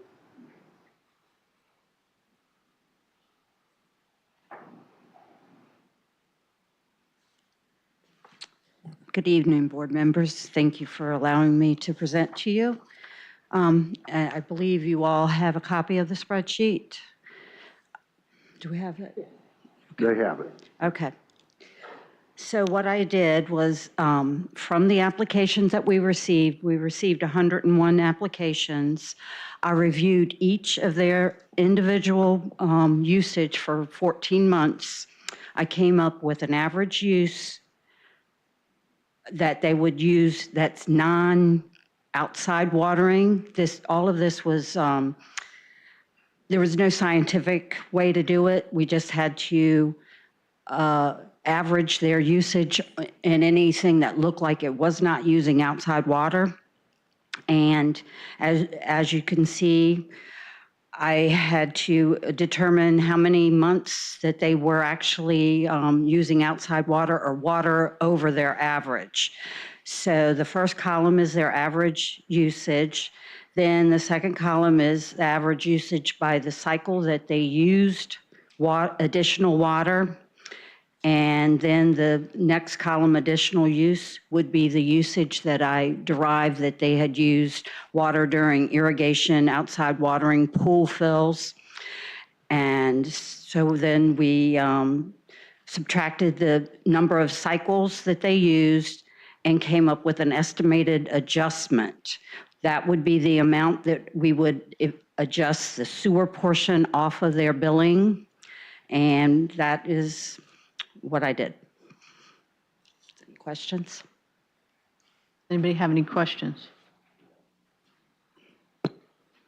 Mr. Collins, you always have a question. Nope. Thank you, Patty. You did a good job. Thank you. One of the things with this program, and Patty and I looked at, I was kind of amazed at a number of these folks who submitted the information. One of the questions on the form was the length of time that you irrigate. And I was surprised some of those people irrigated far more than what I would normally think that you would irrigate. I would think you'd probably start maybe irrigating in June through September or something. There were some on there that irrigated 11 months out of the year or year round, which I found that somewhat surprising. And a lot of the data, it was just very difficult to discern. So we did the absolute best that we could. And I would say with the number that we compared to with what Mr. Weekly compared, we were pretty close, I think, on calculating the usage. The issue that we have is that I would like to recommend that we do a pilot program. And the county administrator and I spoke with the Simple Sub representatives. And if we take 10 or whatever the number that the board desires, to select those people, install them, go through the process for several months to ascertain whether or not our estimates are accurate or if they're off. And then we somehow have to do a calculation on estimating what the revenue loss would be. And of course, the revenue loss for the sewer systems, which is the biggest expense that you have in the sewer authority, would then have to be offset in some manner.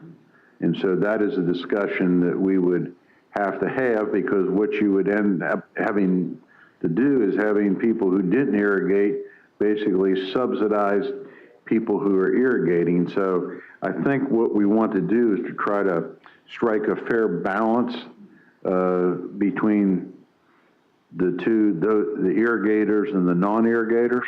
And the problem is not knowing what that number is really creates a problem. And so my guess, I've talked to a number of localities around the country, and what they have done is they implemented, they put these on for the people who desired them.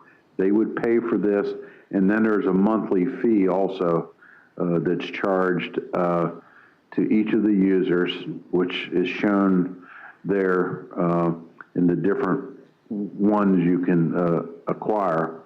And this would cost, which they would be responsible for paying that. And then also there's some administrative cost involved, because someone would have to take manually that information and make the adjustment on the muni billing site. So there is some time involved. It's not automatic where those can interface to perform that function. But what a lot of communities have done, these people have signed up, and the initial year was started before you had actual data.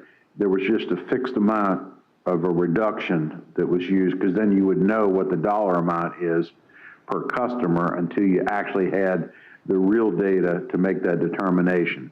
So I think that's something, and hopefully the new general manager will be able to work with you all to develop a reasonable approach to this, so it fairly treats the people who irrigate as opposed to the people who do no irrigation. We have some questions on this. Mr. Davis? I have a question kind of about this. So I know in some locales, they have restrictions on irrigation. Yes. So whether they set up what months they can do, I mean, evidently the month of May, there's been no reason for anybody to do any of that. Right.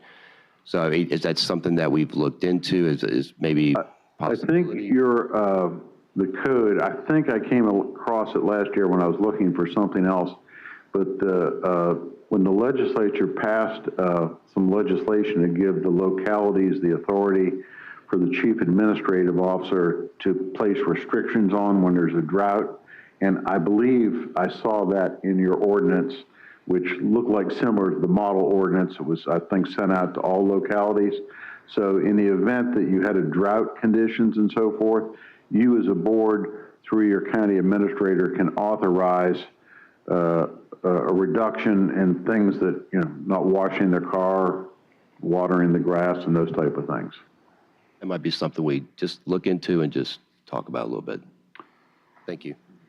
Thank you. And then what the idea was to randomly pick 10 of the folks that are on this sheet to ask them if they would like to participate in the pilot program. So I want to get, Leaky, your thoughts on it too? I mean, I know your community has a lot of folks that would like to be part of this program. Yeah, there's a lot of people or a lot of addresses that I see from Hop Yard in here, so I think they'll definitely appreciate that. But I'm on board with that Sully? process. How would you pick those 10? Norm? Pick them out of a hat, or however you all recommend that we do that. One of my ideas was to pick somebody from each area, like there are some Potomac Landing folks, there are some Fairview Beach folks, there are some Hop Yard folks, to pick somebody from each area to be representative as a representative sample. Maybe some Dahlgren people. And Dahlgren, too. Fun. Also, Mr. Smolnick and I spoke to the company. If we do this and it doesn't work because of cellular signal or whatever, they're willing to refund us the money for these units and so forth. Gotcha. There was the one individual that you noted earlier who's been very active in trying to get this going. I mean, Yes.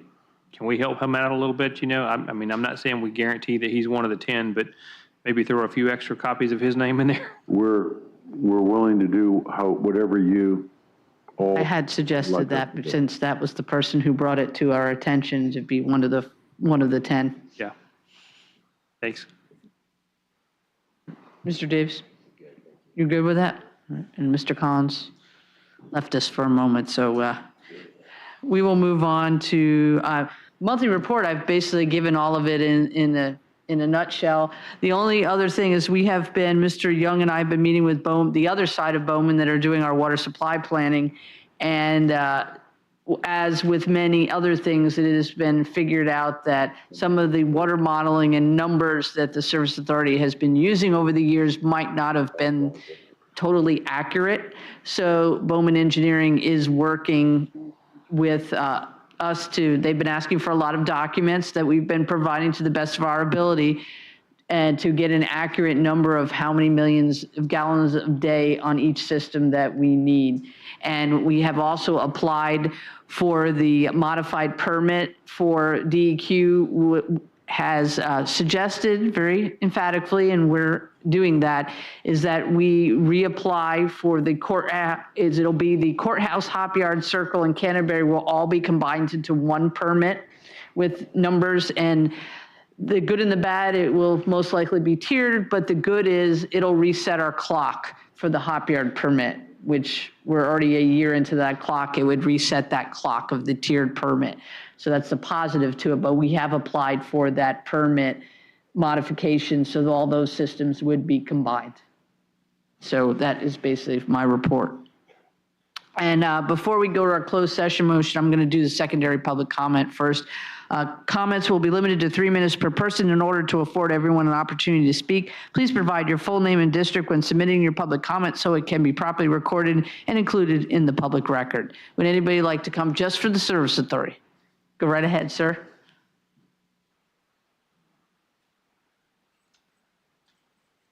Hello, my name is Mike Cornwell and I own Patriot Septic and Waterworks. We are the contractor that has been doing your hauling for the last 3.5 years, augmenting your pump trucks.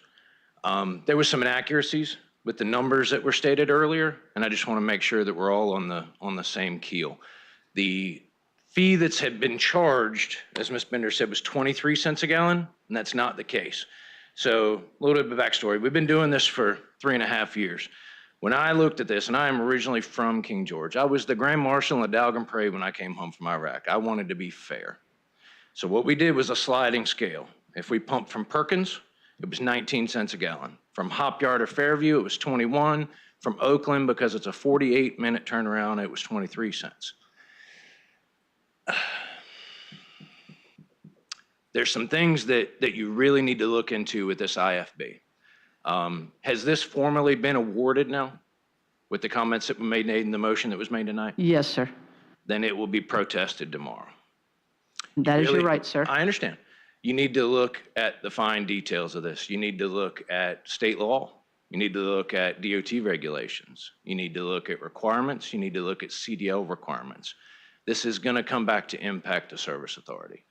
I only say that because it's going to end up costing you money. We are the ones, as Norm mentioned, that have an outstanding balance.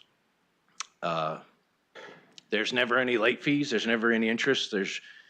There's never any repercussions. We're always there when we're on call. We did submit a bid, and not disclosing what that number was, it was competitive. And we look forward to you doing some more due diligence on this. And I don't think that all the members might have had all the information at the time, but I think that if you dig into it deeper, you're going to see some pretty big red flags and inconsistencies. So I hope you give it some consideration. Thank you.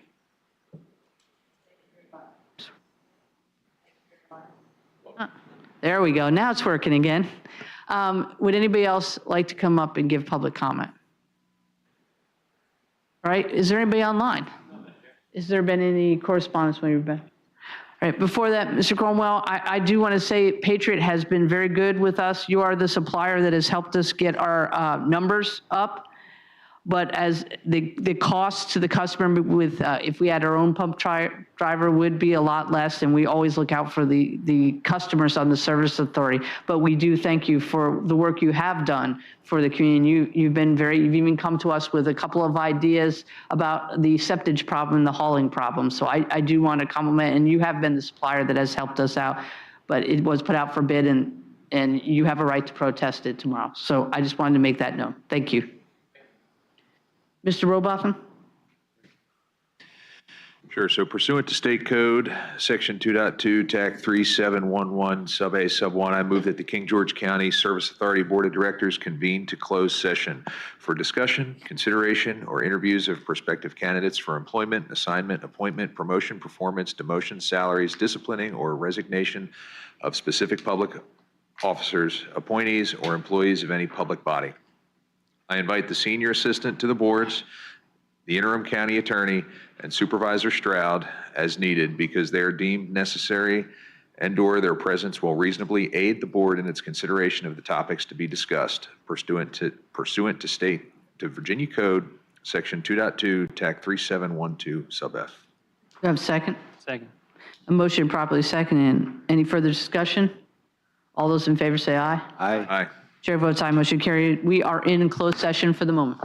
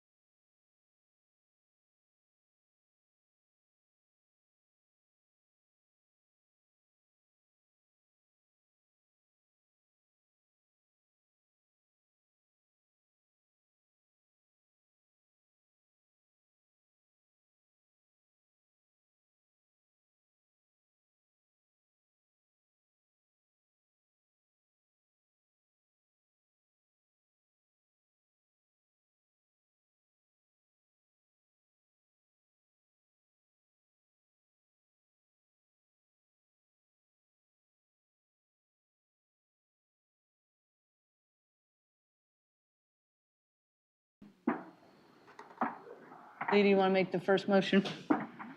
Move that the King George County Service Authority Board of Directors return to public meeting. Do I have a second? Second. I have a motion properly second. Any further discussion? All those in favor say aye. Aye. Chair votes aye, motion carries. Second one?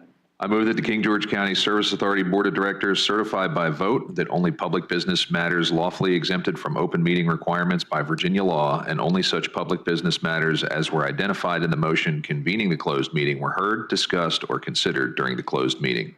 No action was taken on matters discussed in the closed session. Second. Thank you. Mr. Robotham? So certify. Mr. Collins? So certified. Mr. Sullins? So certified. Mr. Davis? So certified.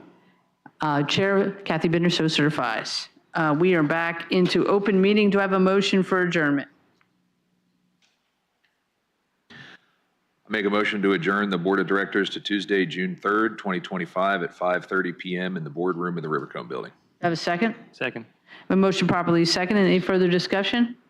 All those in favor say aye. Aye. Chair votes aye, motion carries. The Board of Directors meeting has been adjourned. Mr. Davis? Thank you, Ms. Bender. Real quick,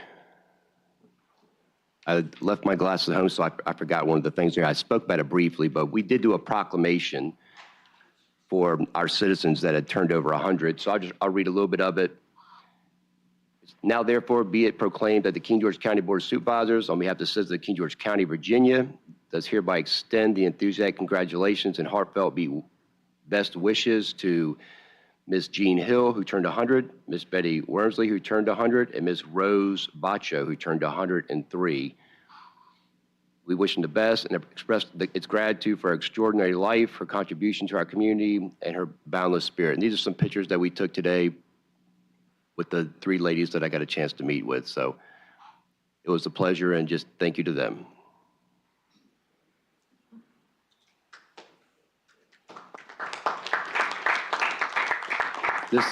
This lady right here, she is the bingo champion at Heritage Hall, and that's what everyone kept telling me. She was sitting there, and then two ladies are sitting beside her were the president and the vice president of bingo, and they invited you all to come out and join them sometime, so they want to take your money. All right. Thank you very much, Mr. Dines. All right, next up, find my form. We have a public hearing. The King George County Board of Supervisors will now hold a public hearing that has been properly advertised to receive public input regarding the FY 2026-2031 King George County Secondary Six-Year Plan with VDOT. First, I will ask for the staff report. I will then open the floor for public comment. At that point in time, public comment will be limited to 3 minutes per speaker. Please state your address in which you live or the district in which you vote and your full name so it can be in the records. And then after that, the public comment will bring the matter back to the board for consideration. So we're now in public hearing. Coming up.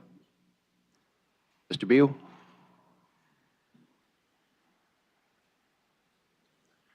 Hey, good evening. I'm David Beal. I'm the resident engineer for the Northern Neck, and I get to come to these meetings and do these presentations, and it's always fun to listen to the comments and the public comment and the discourse about all the different topics. And as I was sitting here, I'm just going to spend a little time with you for a second before we get into this. I appreciated the shout out to agricultural engineers that Pastor Shaw gave. Some of you may know Travis Quisenberry graduated from the agricultural engineering department at Virginia Tech. He's a former county engineer and county administrator. And yours truly also graduated from that same department, but they renamed it before I got there from agricultural engineering to biological systems engineering. So some things change, but I'm still proud of that. And to Mr. Stroud's comments about agriculture, I always thought I would farm for a living, but when I realized the debt I would have to go into to do that, I didn't pursue that. And Dr. Davis may say that was a heart issue and not a financial issue, but that was my problem at the time. So anyway, I ended up working on roads instead. So that's why we're here tonight, to talk about the secondary six-year plan, which we do annually. So I will go through this presentation that I did last month. it's a 6-year plan for secondary routes. The highway system is divided into primary routes and secondary routes. Secondary routes are numbered 600 and above. 599 and below are your primary routes. So this plan is for the secondary roads, which are the local roads. 6 years, so it starts in fiscal year 26, which is July of 25. That's when the funding becomes available, and each subsequent July, we get the next year's allocation. Am I driving? You drive? What, am I going? Oh, there you go. I was going the wrong way. Okay, so this is the cover sheet of the plan. So when we're done tonight, I would ask that you all allow Mr. Smolnick to sign off on the cover sheet, as well as I'll send him a copy of a resolution that you all adopted the plan either as presented or as amended, depending on what you want to do. I'll send that to him later. The two funding sources in the plan are telefees, and there's a district grant for unpaved roads. The telefees can be spent on most any road improvement project you want on a secondary route. The district grant for unpaved roads has to be spent on existing state-maintained gravel roads to hard surface them. There's about $148,000 total in the plan each year for a total of $880,000.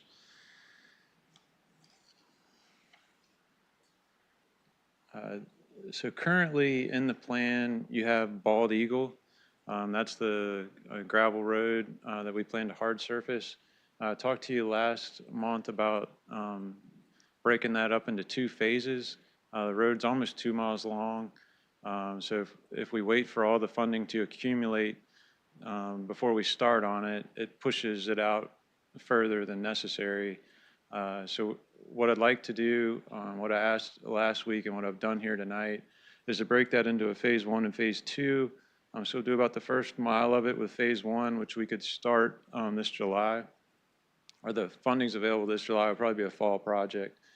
And then we'll see what we have left over. We'll transfer that to phase 2. We'll probably fine tune our estimate for phase 2 in hopes that we could move that up before fiscal year 27. But it gives us an opportunity to put that money to work a little sooner than waiting until, fiscal year 28, which would be July 27, to start that project. We also talked several times about Fox's Way. Fox's Way is in the state system now, and we have an $87,000 estimate to resurface that, which we're planning to do when we resurface Route 3 next paving season, next summer. So those are the changes that I've made to the plan. If you all want to add anything to the plan, you can do that tonight. This is just the rest of the funding. So this is where your funding that's not allocated goes. There's a countywide engineering survey. I like to keep $25,000 in there that's of available funds. So you can see there's a $25,000 funding in fiscal year 26. And then the rest of that in the outer years is what's not allocated. That's $242,000 total. And it'll just sit there until you decide what to spend it on. The future unpaved roads, that's the district grant for unpaved road money. And those funds are allocated to Bald Eagle through fiscal year 28. So the 29, 30, and 31 funding is parked there in that line item until you decide what to add it to next. We have to update the plan by state code every year. So you can see the way the funding works.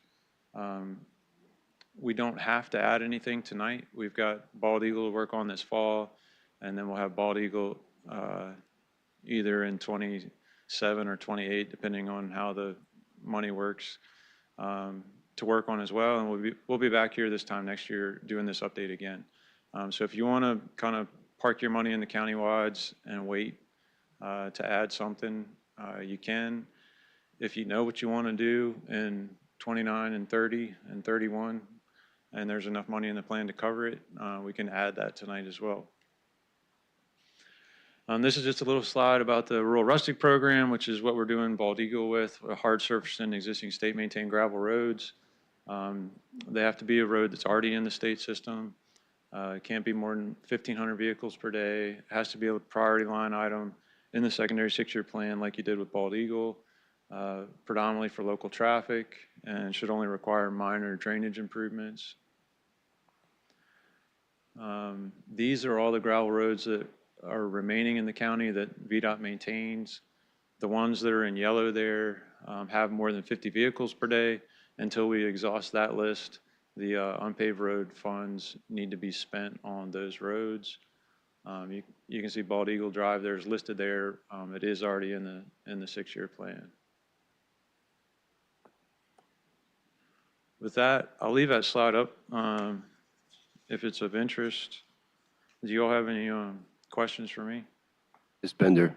I do have several, and I told a couple to Mr. Beal ahead of time, but I know there's been a question about this list. There's a lot in Shiloh. It just happens that the roads that are left on that are mostly in Shiloh, correct? Yeah, I mean, there are a lot, certainly Alden and some of the longer ones, are out that way. Because there is some confusion. I think some folks think if they're private roads, it's very easy to bring it into the VDOT system. And one of my questions was maybe like a 1-minute elevator speech to explain exactly, this program is not for every road. It's not for every private road. Yeah, and we call so this one's called Rural Rustic. To bring a road into the system, like you're talking about, is called Rural Addition. So because rural is used in both names, they get confused a lot. But Rural Addition is bringing a new road into the state system. It has to meet current standards, and we don't take gravel roads into the system anymore, which means it has to be paved before it comes into the system. The right-of-way has to be dedicated. A lot of times, these private roads, the citizens own across the road or own to the center line of the road. But all the right-of-way has to be dedicated. There can't be utility conflicts. We have to have the necessary easements, drainage easements to maintain the roads, turnaround easements, site distance easements. So a lot of times there are a lot of issues that prevent or could prevent existing road that wasn't designed and intended when it was constructed to be in the state system. It's very difficult to get those in, and it can be very expensive as well. You did a very good job of explaining it because I wanted the citizens to understand, because I know at least in Shiloh, I get a lot of calls from folks thinking it's very easy to bring a private road, especially if it's gravel, into the system. So I appreciate it, and that's why I asked you the question. Sure. One other, and I asked you this before the meeting started, is there's been a lot of hubbub on Facebook about the road in front of the hardware store and the gun shop and Pizza Bono. And so I wanted to give you an opportunity to clarify that. And I do thank Potomac Paving for filling the holes, but there's been quite a debate on that, and maybe you could finally put that to rest, who owns the road and the right-of-way and all that. The right-of-way is owned by Virginia Department of Transportation. The road is allowed to be there under permit. So commercial businesses, they connect to the state road so traffic can get to their site. And we allow them to do that in the right-of-way under permit. Best I can tell, that road was either constructed or left over when the intersection was redesigned from a roundabout type to the T intersection that's there today. And our records show that that segment on that corner was abandoned. So it was removed from the VDOT's maintenance inventory, but we still own the parcel. And then a Safeway was developed in the 70s, I believe. And that's where the hardware store is now. And that's when that connection shows back up on our plans for that intersection. But while it is on VDOT property, it's allowed to be there for the use of the businesses. Anecdotally, across the street, the entrance to the 7-Eleven, about the first 80 or 90 feet of that driveway is on VDOT right-of-way. It's just, that's what we ended up owning after reconfiguring that intersection, and that's what they needed to cross to get to their business. So it's not, if it had a route number, it's not part of 301, it's not part of 205. It doesn't have a frontage road. If it had a route number, VDOT would maintain it. But it's not a state road. It's a commercial driveway. Thank you. I just want clarification because there's a lot of information out there that might not be 100% accurate. And then my last question with this, and I had asked you if you look it up from one of the citizens earlier, they spoke about this last year and they've brought it up in the last month, is a request to extend the no passing line 60 feet on Route 205 when paving or putting down milled asphalt about a mile of the gravel road on 627 Kings Mill Road to match the connecting paved road. Right, so the passing zone, our traffic engineering department reviewed that, and we're planning to adjust that striping when the road is resurfaced. So I think it's about a 60-foot change in the length of the passing zone. We did prepare a report. We will do that, but not until the road is resurfaced, and that's going to be a couple of years. The second part of that, I think, was Kings Mill Road. Yes. And there's a millings. They want us to use millings to put, or pave the road. I think it was, they wanted us to pave the road. Yeah, paving or putting down milled asphalt about a mile, 1 mile on the gravel road on 627 Kings Mill Road to match the connecting paved road. Right. So Kings Mill Road is an existing state-maintained gravel road. It's Route 627, about halfway through the, was it 4 up from the bottom there? It's 2.67 miles long and has 20 cars per day. You could use telefees to prioritize. It has to be prioritized in the secondary 6-year plan to hard surface it. We can't take a gravel road and use maintenance funds to turn it into a hard surface road. It has to be done through the secondary 6-year plan. Since it has less than 50 vehicles per day, the only eligible funding would be the telefees or local funds. I would submit to you that there are a lot of roads with a lot more traffic that might get more bang for your buck before you do 2.67 miles for 20 vehicles per day. I appreciate it. Thank you very much for your answering my questions. I had a couple things for you real quick. So not on this list, but, and I know that we've gotten a ton of rain in May, and we've been out there already on Potomac Drive, so I'm getting just more emails. Did we ever go out there and do anything about that one area? We're still working on it, working with the district on an estimate for like a project that would actually solve the issue. That we're going to do kind of a quick fix. I don't want to call it a quick fix. I'm going to do the best I can with what I got. Right. And I think I can make the situation a little bit better, but it's not going to solve the problem. I think we'll still have standing water in the ditch, but not as much. And we're gonna do that here in the next few months. All right. Just if you have time, just when we have another like really big rain, just send some of your guys down and just take a look and see what's going on. I know y'all probably do. I did also get one of my constituents right on 616 where you turn in right there. I think it's probably leftover sand from the snow. Just there's a lot of sand that's when you come off of 301, it's out into the road. It's about like that. Someone just hit me up and said someone almost came off of 301 pretty hot the other day and hit that and kind of started fishtailing towards them when they were coming out towards 301. And just see if it's something that needs to be We can get it cleaned up. Clean that up a little bit. Yeah, I think you've seen it. It's pretty sandy right there, isn't it? Yeah, and it's just probably something that just needs, it's just a danger waiting to happen, I think. Is there anything else for Mr. Beal? Is there any other staff that needs to speak to this? This is it? All right. Thank you, Mr. Beal. At this time, as stated, we all know the rules. I've opened the floor to public comment. Then the comments are just for the public hearing that we're having right now. So is there anyone who would like to speak? Sean Palavo. I would just make an observation. Like Road 700, you got 30 cars per 1/10 of a mile. I think if you took a ratio of those numbers and considered that in the priority, I bet you could take out all those little roads, but your most cars per mile is probably Route 700. Thank you, Sean. Is there anyone else? Is there anyone online? Anyone that received any correspondence? All right, then we'll close public comment at this time.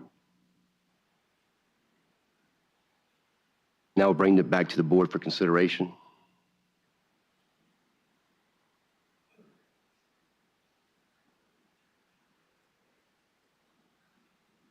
Mr. Chairman, do you all have a resolution in the packet?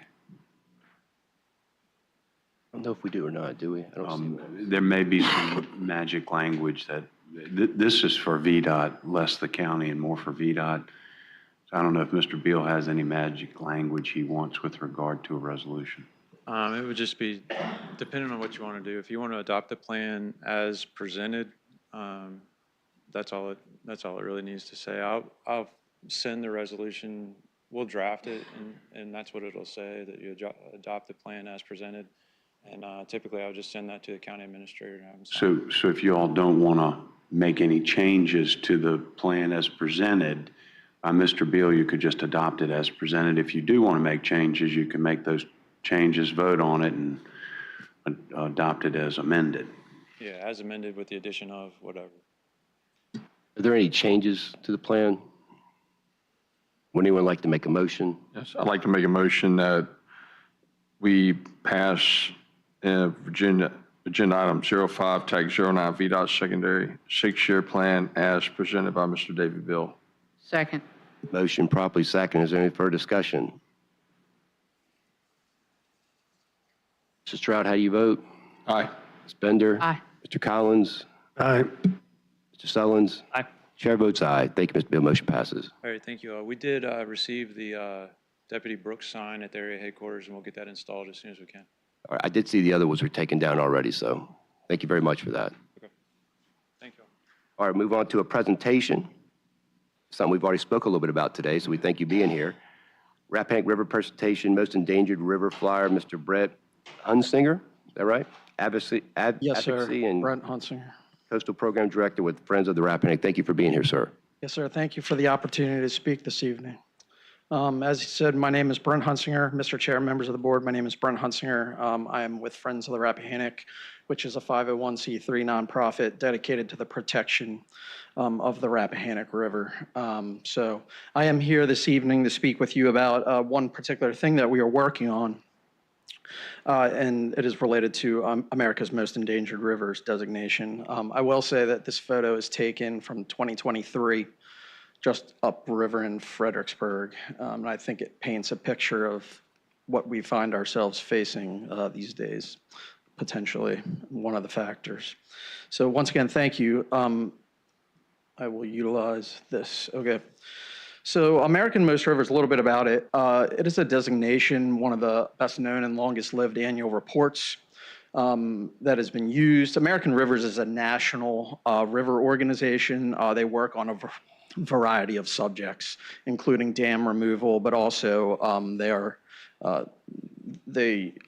every year they designate 10 rivers that they view as being in peril in some way. For example, this year, the #1 river is the Mississippi River. I don't think anyone would argue that the Rappahannock River is in danger or has the similar issues as the Mississippi River, but they're all kind of different as to where we reside and what those issues might be. And they're based on a major decision that the public can help have action in, the significance of the river to the people and wildlife. I think most of the people in this room, at least to most of us, the Rappahannock River is significant in many different ways to us, no matter what that might be. And the magnitude of the threat to the river and the communities that we live in. For a little bit of background, the river was listed in 2017 as endangered, actually. Has that dubious distinction due to the threat of fracking in the Taylorsville Basin, hydraulic fracturing. That happened in 2017. And then after 3 years with support from this county and the Board of Supervisors, I will say back then, fracking east of I-95 was banned by the General Assembly with support from certain people in this room. So Friends of the Rappahannock worked with the Rappahannock Tribe and the Southern Environmental Law Center on this designation. We work with many partners on this issue of kind of water supply planning. We do believe that a fragmented approach to water supply planning threatens to undermine the long-term sustainability of the Rappahannock River. And I'll go into a little bit more of what we're talking about with that in a minute. We do view this as a proactive tool. Some things I've received from people is, they have claimed, well, the Rappahannock is not a dirty cesspool like this kind of makes it out to say. And we tell them, if you read the messaging of this designation, no one is claiming that it is like extremely polluted or anything else like that. We view this designation as a proactive tool that we want to work towards a common goal to have a dynamic basin-wide comprehensive water supply plan established in the future so that we can all work together to make sure that all beneficial users who use the river, no matter what that beneficial use is, and beneficial uses simply means anyone who uses the river, it could be an industry, it can be fishermen, it can be agriculture, it can be the critters that live in the river itself, whatever is benefiting from the use of that river. And so it's helping us to engage DEQ and the localities, such as yourselves, and stakeholders to develop and implement that basin-wide water supply plan. While concerns are not new, there are more recent discussions that have brought us to this place where we are. And those are increasing variability in water levels, as you saw in that photo, high, low, last week, very, very high. We shall see in the future. The last couple of years, we've had very low water from like May until October. Normally, that very low water, you would see that at the end of September or end of August and September, but we're seeing that low water levels for longer periods of time throughout the year. Increasing demands for surface water withdrawals due to reduced groundwater levels and development, and that is because obviously the Potomac Aquifer is going down, and DEQ is encouraging you all to get off of groundwater wells for obvious reasons. Concerns about reuse water, so loss of baseline flow from wastewater treatment plants due to the reuse of water to cool data centers. So there's a consumption factor that when you send water to a data center to cool it, it's being evaporated off and you're losing that water that would then normally be treated and put back into a river. And if you combine multiple wastewater treatment plants in a region, such as Fredericksburg, Spotsy, Stafford, and those areas and others, you're creating a cluster effect of where you're losing baseline flow from those wastewater treatment plants. And then the last one is a lack of data regarding unpermitted legacy water intakes. So any surface water intake pre-1989 is unpermitted because that's when the regulations for water protection permits came into place. And so there is currently, DEQ has a work group, an informal work group where they're trying to extract data from that section of the industry. To see why this is important is 76% of all the water that's withdrawn from surface water in Virginia is from unpermitted users.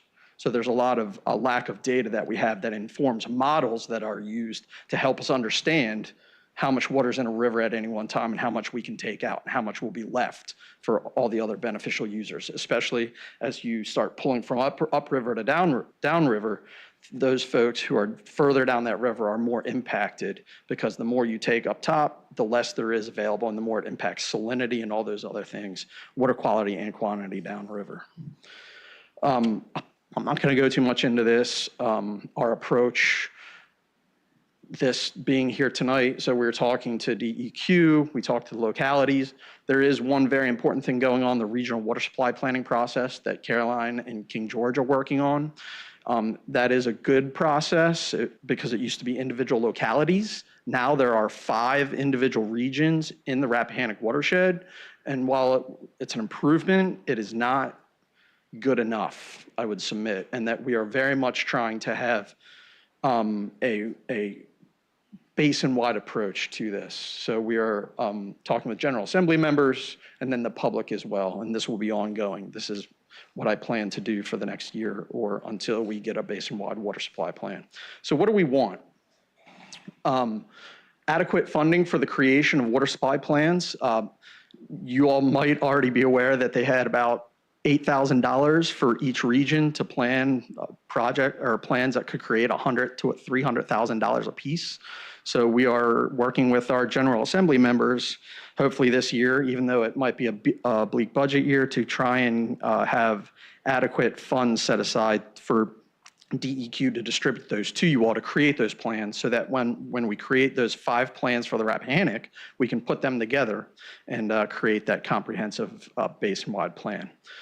Full disclosure of required data being asked for the unpermitted water quality intakes or water intakes. We're working on that currently. We would like DEQ to require that any unconsumed water withdrawn from the Rappahannock River and moved to another major watershed be returned to the Rappahannock River. So if you take it out, we want you to bring back to the river, and in some situations it might be more expensive, but at the end of the day, it's something that's very important to have as much water back as possible. And then the big piece is DEQ to authorize the development and implementation of that comprehensive basin-wide water supply plan. I believe they already have the authorization to do it through the regional plan. They have chosen to go to this regional planning, but it actually stipulates in those regulations that they have to take a river basin-wide approach. And it doesn't say regionally, it doesn't say countywide, so I believe they could take that big approach. We just have to get them to do that in the future. So that is my presentation. Thank you for the opportunity, and I'm glad to answer any questions. Thank you very much. I got a couple for you, sir. Thank you so much. Very dear to me. For years, I lived in downtown Fredericksburg, and every weekend I was on the Rappahannock kayaking trip, things like that. And then it became, after I moved back here, go back up, certain sections were just closed down because you couldn't really even ride it anymore. And it was like that for a long period. You'd expect it every now and then, but not for the long periods, right, that are going on now.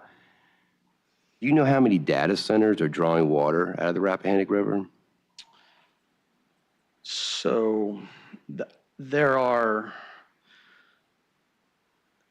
directly drawing, the only one that has a direct pull permit would be Birchwood. So they have their own permit. You have projects that are in the works or have been approved that are allowed to access water. Most of them are going to reused water, though, actually. Spotsylvania and Stafford and Fredericksburg have passed ordinances that will require reused water to be utilized. But as I said, that is a step in the right direction. But even after speaking with the modelers from DEQ last week at that unpermitted intake work group, they are beginning to admit that they need to do some more work on the back end of the loss from that consumption. When it's reused, it's sent to the data center, and 40 to 75% of that water is evaporated off, and then it comes back. You're losing millions of gallons a day that would then be put back into the Rappahannock or whatever river it might be put into.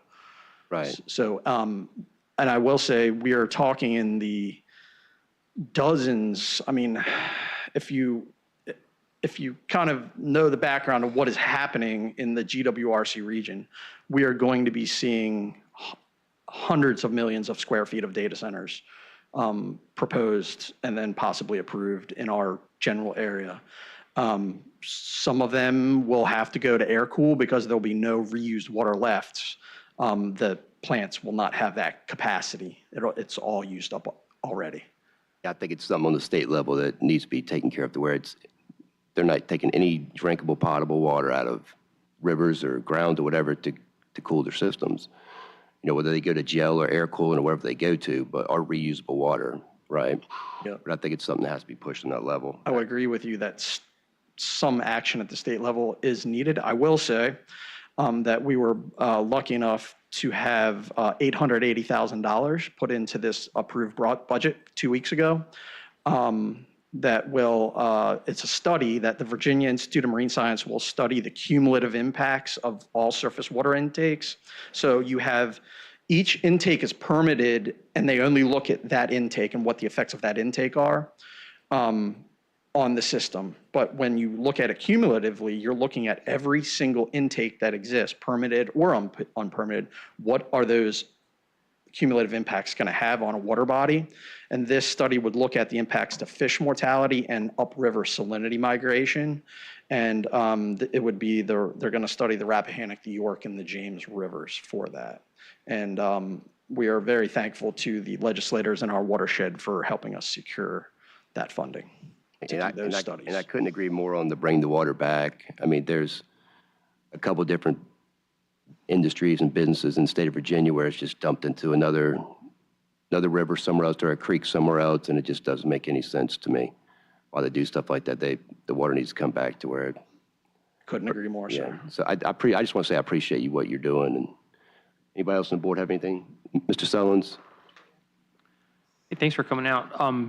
The list of rivers, does it change from year to year? Can you elaborate a little bit on that? I mean, is it a whole new top 10 every year, or are there some Yes, that stick sir, around? it is. It does. It's different every year. That is not to say that some rivers might stay on that list potentially, but usually it is different rivers every year that have that dubious distinction of being listed. Okay, in doing it that way, do you find that people don't listen as much because maybe, from year to year, if it goes on and off, who cares? No, actually, what I personally believe is that this, at least I can only speak for the Rappahannock, I believe that this designation, like I said, it's a proactive tool. I believe that we've gotten more attention about this issue now. I mean, we've been talking about this for several years. We've been talking about it in the Rappahannock River Basin Commission more intensively in the last year or so. And a couple of folks in this room attend that as voting members, and I think they could attest to that. But it varies. But it has allowed those of us working on this issue to get the attention of other people and possibly to get certain funding maybe approved that might not have been approved before due to the ability of us to get the message, because this was carried in like international television, international newspapers, and there has been different messaging that's been kind of used around this. It's really interesting to see the articles that have been written, because sometimes people just say what they want in their minds to see. They're not reading what the messaging is, but yeah, it has definitely helped get the word out. Thank you. Quick before I pass on, have you gone to the Board of Supervisors in Caroline County and done a presentation over there? I have communicated my interest in doing so. I have not heard back yet, but I will say that I am in contact with their county over their existing situation a lot. All right, good. Thank you very much. Yes, sir. Mr. Stroud? Sir, I have a question. So has anybody identified any sites out here for like reservoirs? No, sir. I have not heard any scuttlebutt or any conversation about alternative sources for water, because if you move over to the other side of the river, the other side of 95, there's some water reservoirs and such. But out here, it gets a little flatter and it's a little more difficult. Correct. Possibly to create those. But I was just curious if anybody was looking for those outside. I am not aware of anyone who has been looking at. I know, for example, Caroline County assessed different alternative water strategies. Reservoirs were one of them, and it was determined that reservoirs were not feasible for what they needed to do or what they desired. They were expensive as well, and you have to acquire land and kind of deal with that whole process as well. So I am not aware. That's true, but out west, that's what they have to pretty well rely on is reservoirs. So. And absolutely, and I will say that different dynamic there is a lot of those reservoirs capture a lot of snow melt from mountains and that type of thing as well. Capture a lot of what? Snow melt from the mountains. A little bit of a different dynamic. Ms. Bender. Mr. Stroud, I actually can talk on that because as part of the water supply planning with Bowman, there is about 5 or 6 steps, and number 5 is identifying a surface water source, the intake plus a source to store the water. And I have the last 3 meetings pressed on Bowman that we need to have that move to number 1 because it is very valuable. Because as you know, you mentioned all the projects in the works.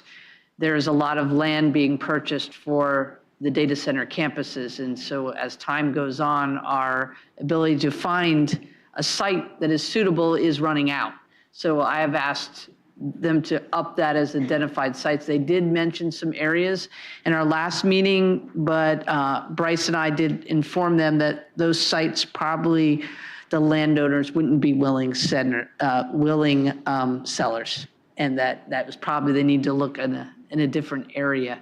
But that is something that we've been addressing, and I've asked them to push that up because the water supply plan they're giving us, they're looking at an end of October date to finish it. And I was like, it is vital that that comes sooner rather than later, that particular number 5 piece of that water supply plan, because it's very important. And you mentioned those sitting, Senator Stewart and myself sit on the Rappahannock River Basin Commission along with Delegate Kent and a lot of other delegates.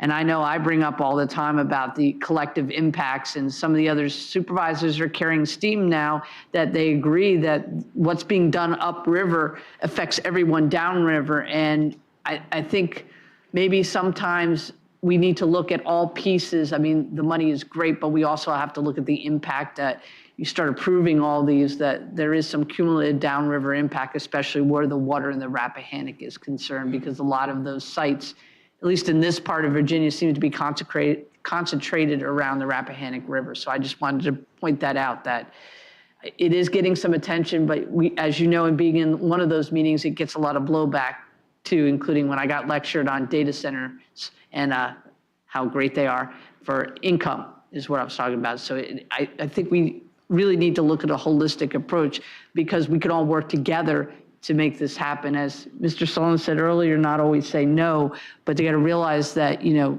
water is one of the most vital resources, and we have to make sure our citizens have access to water. That's all I have. Anyone else? Mr. Hunsinger, thank you very much. You all very I much for your appreciate it. time. Thank you. Next up, we have action item 05-11, adoption of proposal FY 25-26 King George County operating budget. Mr. Matthew J. Smolnik. Thank you, Mr. Chairman, members of the board. The public hearing was held 2 weeks ago for the FY 26 operating budget.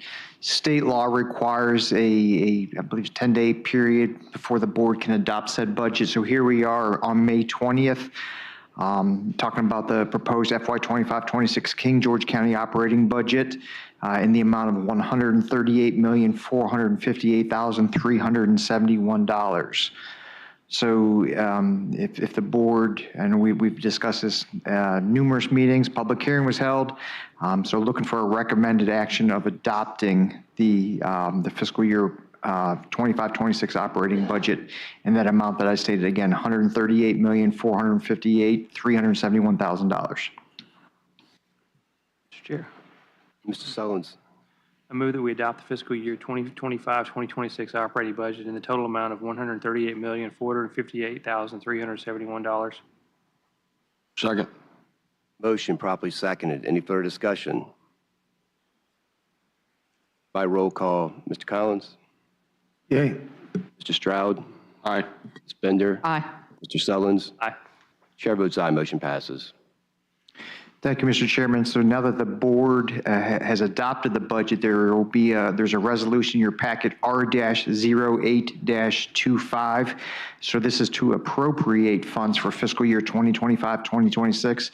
So this would be a resolution to appropriate designated funds and accounts from designated estimated revenues for fiscal year 2025 through 2026 for the General Operating Fund, Recreation Activity Fund, Law Enforcement Fund, Smoot Library Fund, School Operating Fund, School Cafeteria Fund, School Federal Grant Fund, Capital Improvement Fund, and the Tourism Fund. Mr. Chair, Mr. Sullins. I move that we approve the appropriation of King George County School, I move that we, actually, I think I'm reading the wrong one here.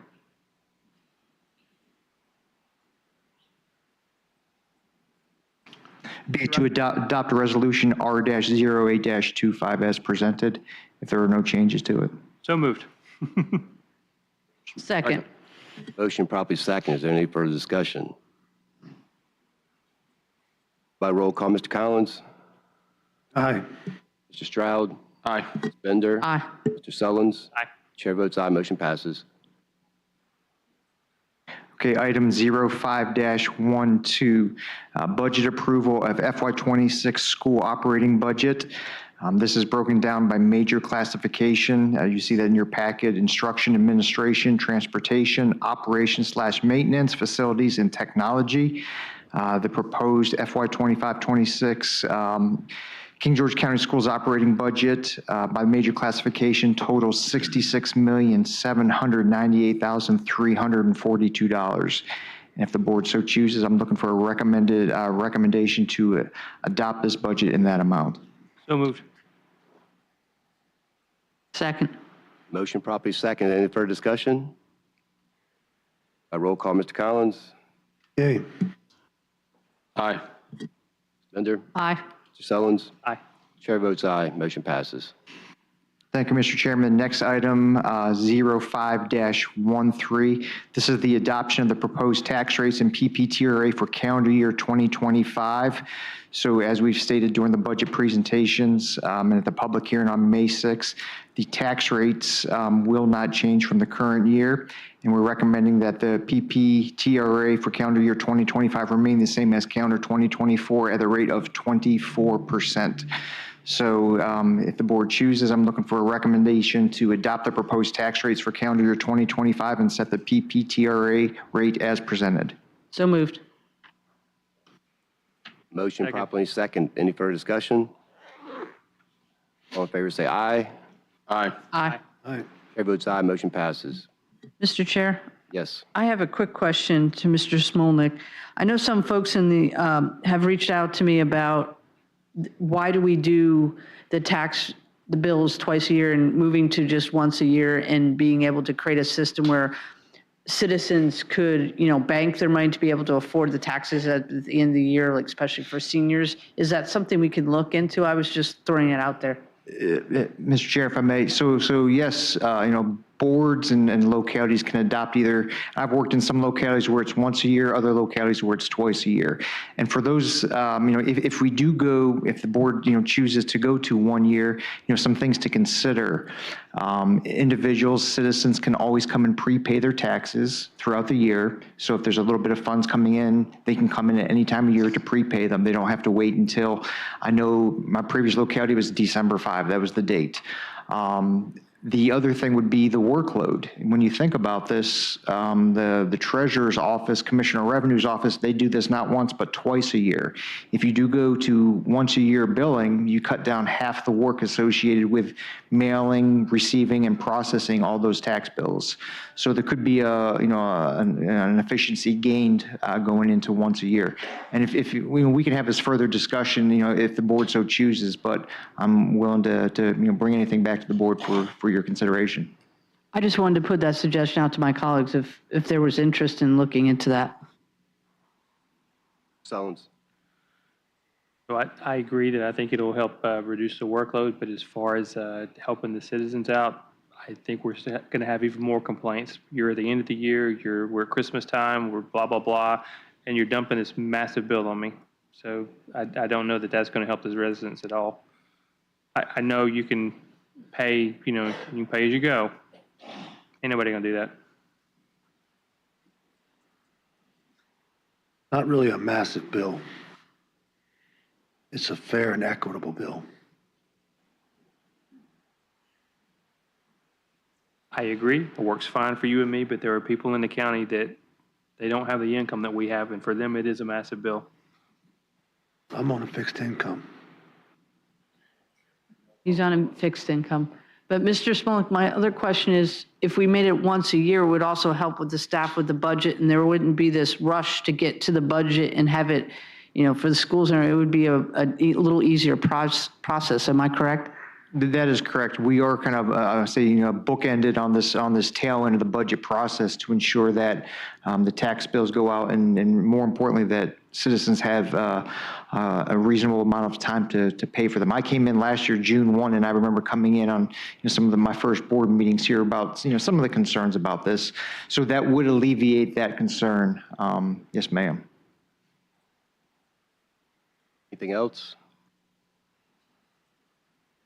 Mr. Smolnik.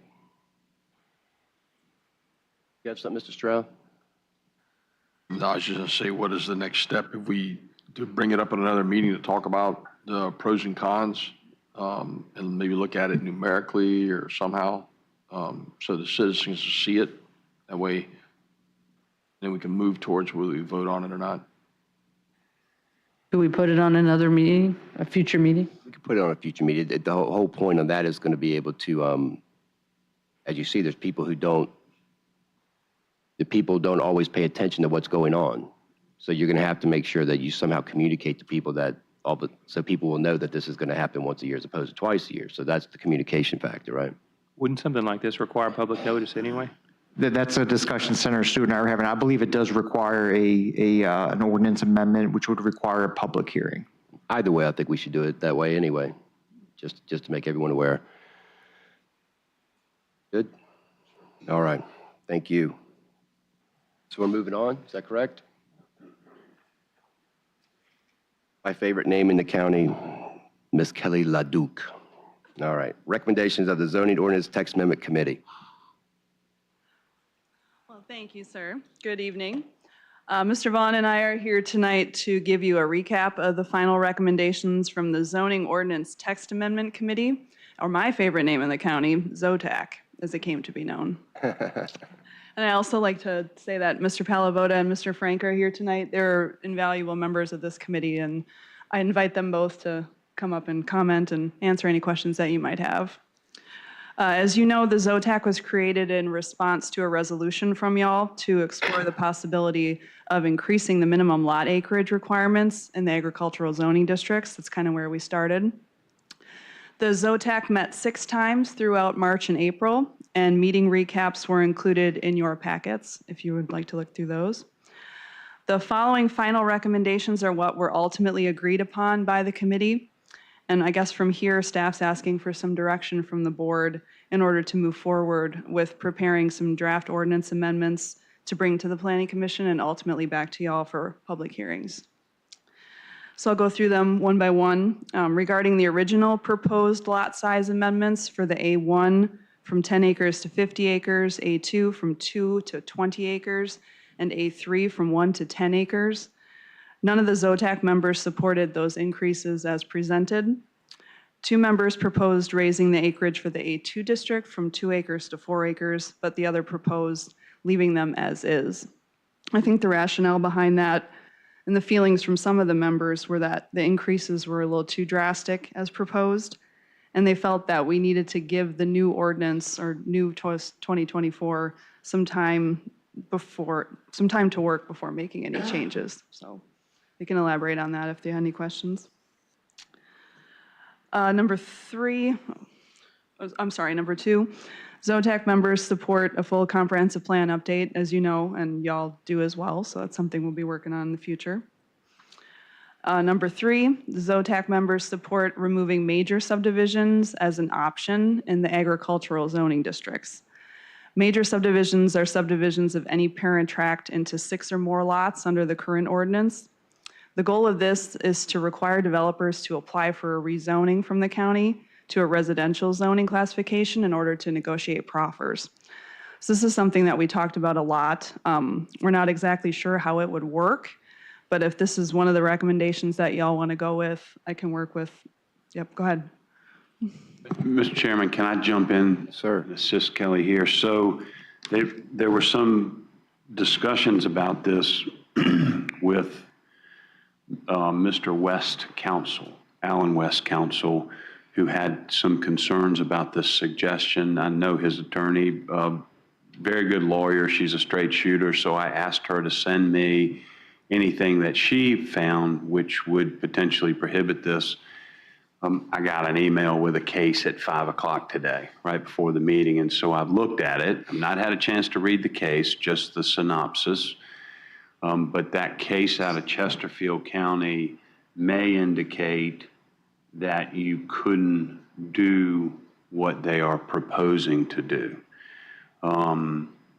It's maybe to do sort of an end run around that and say, well, if you want to eliminate major subdivisions in ag, which would force a rezoning into residential, If you couldn't do it that way, you might be able to say, well, you can only cut a parent tract into 5 parcels, which is the same way to do it.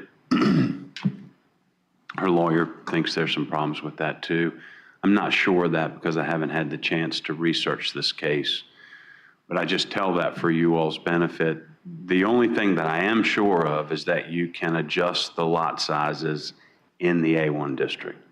That is perfectly legal. It is perfectly acceptable. There's no case law out there that says you cannot do that. With cutting, limitations on cutting a parent tract, there are a lot of localities that do that. And in fact, I was talking to Kelly and Matt. New Kent won't allow you to cut a parent parcel into any more than five lots, right? 4 plus a remainder. Yeah, 4 plus a remainder, same difference. I am not aware that that's ever been challenged, and I'm not aware that this case has ever been applied to that. And so it's legal until somebody challenges you and a court says it isn't. But I think that is a better, if you want to go with the sort of major subdivision idea, I would go with a parent tract can only be cut into 4 plus 1 or something like that, 4 and a remainder. And those could be lots that could be sold, but they'd have to comply with the minimum lot size.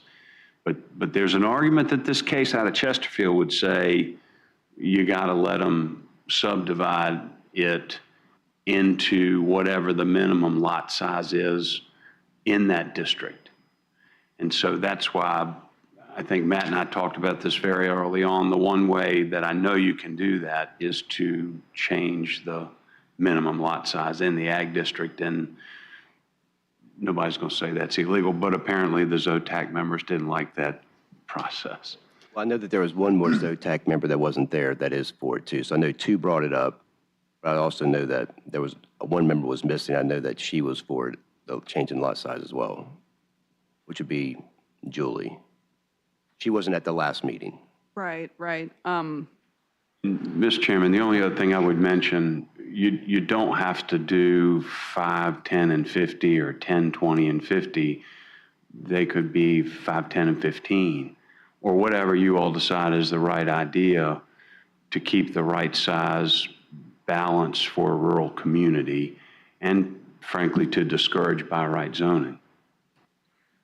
Did anything come up in this as far as any discussion about just leaving trees? We have a way, I don't know what it is that we have to do here, but when we want to put up a subdivision or anything, for some reason we have to clear that whole lot, take down every tree possible. Would anything like that come up in any of the discussions as far as certain trees, leaving certain things to keep that rural look and that wildlife in any kind of way, you know? Not directly, but something that did come up kind of in relation to that is, I don't know if you know PDR programs and the history behind them. And also, I believe we talked about limiting the number of accesses to major subdivisions, which would help from cutting down trees along roadways. But no, not specifically. Okay.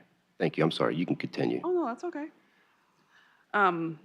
So aside from the major subdivision thing, so they also did require or support requiring all lots in major subdivisions to access from internal roads, like I was saying, built to VDOT standards, because now the way it's written in the code, major subdivisions can come as many driveways as they want to off of primary or secondary roads, and that is going to get into that a little bit further down. As I mentioned, so number 5, they supported researching a purchase of development rights program or ordinance and funding mechanisms. And Ms. Beaver was the expert on that topic, and she had a lot of great ideas. There's a lot of work that goes into establishing those programs, but there are other localities out there that have done it, but it requires a lot of money. Number 6, and this is the feeling of everyone, I think, they're concerned about school capacity, and they talked about the idea of maybe researching the possibility of the county performing what's called an adequate public facility study that may be used to determine the feasibility of development that may be proposed. Number 7, the ZOTAC members supported leaving the family subdivision requirements as they are, which was also part of y'all's original resolution. And as I mentioned before, the last one, at the very minimum, they proposed amending the access requirements in section 10-3-6 that currently allow major lots and major subdivisions to access directly from existing primary or secondary streets. And that language is included here with the changes that we were talking about making. And there's, if you go down one more page, it shows the change to the table. So those were the things that came out of ZOTAC. Do you want to add anything? He was kind of like our de facto chairman.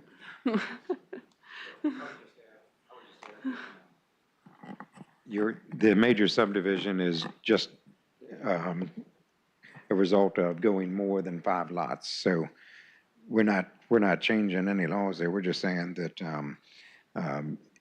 we would exclude that from the agricultural zoning. So you would have to rezone to R1, which would be the major subdivision area. So I think Mr. Stewart's language is exactly the same thing that we proposed, and I don't think that's offensive to most of the people that came to the Planning Commission to complain about changing the density.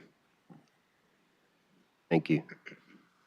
Mr. Chairman, I just want to, I can't give you 100% that that's not going to be challenged in a court of law to do it that way. I was trying to figure out a way to accomplish what the ZOTAC wanted, and they've done it in other localities and nobody's ever challenged it. But I just want you to understand that, all of you to understand that it could potentially be challenged. Is this based on that case in Chesterfield you're speaking? I've not read the case. I'm going to read the case. Is that the one that's what you're talking about now? All right. Yeah. But we'll wait for you to get on that. The only one that I can tell you is I know is not prohibited is changing the size of the lot sizes in ag. That is clear. Bender? I do have a couple of questions. One first comes from a resident, and I think Mr. Stewart has to answer this. I had a couple of people reach out and go, why we cannot eliminate by right development? Just eliminate it, because that's what's brought up a lot. Is there like state law that does not allow you to eliminate by right? I don't think you can eliminate by right development entirely, but you can do things to discourage it widely like it is here in King George. There are different ways, increasing the lot sizes, only allowing you to cut it into a parent tract into so many parcels and things, but my understanding is you cannot outright eliminate it. So you can't develop your property by right. Thank you. And my two other questions, one is, I've driven down Salem Church, and there's a lot of potential building on Salem Church, and those that know that area, it's a very small road.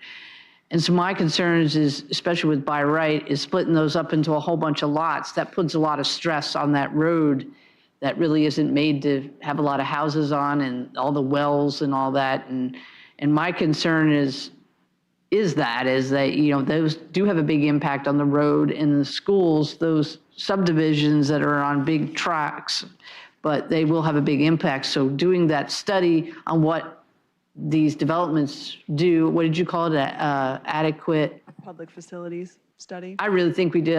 I had a different name for it originally, but I think that is something we really need to do, and because they really do impact, and there should be some way we could recoup that. But I am concerned those huge tracks being broken up into all those pieces on roads that probably, well, they were never made to have that many cars now being on those kinds of roads. So that is two of my big concerns, and I would like to, once I think about it a minute, come back, Mr. Chair.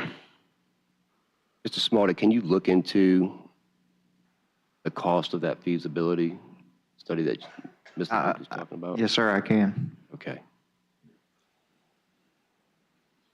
Any other questions, Ms. Leduc? Mr. Stroud, I see you turning down there. I don't think I really have any questions for Ms. Leduc. I just have comments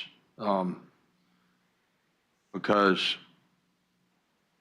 you look over the time that this was first presented to us, and then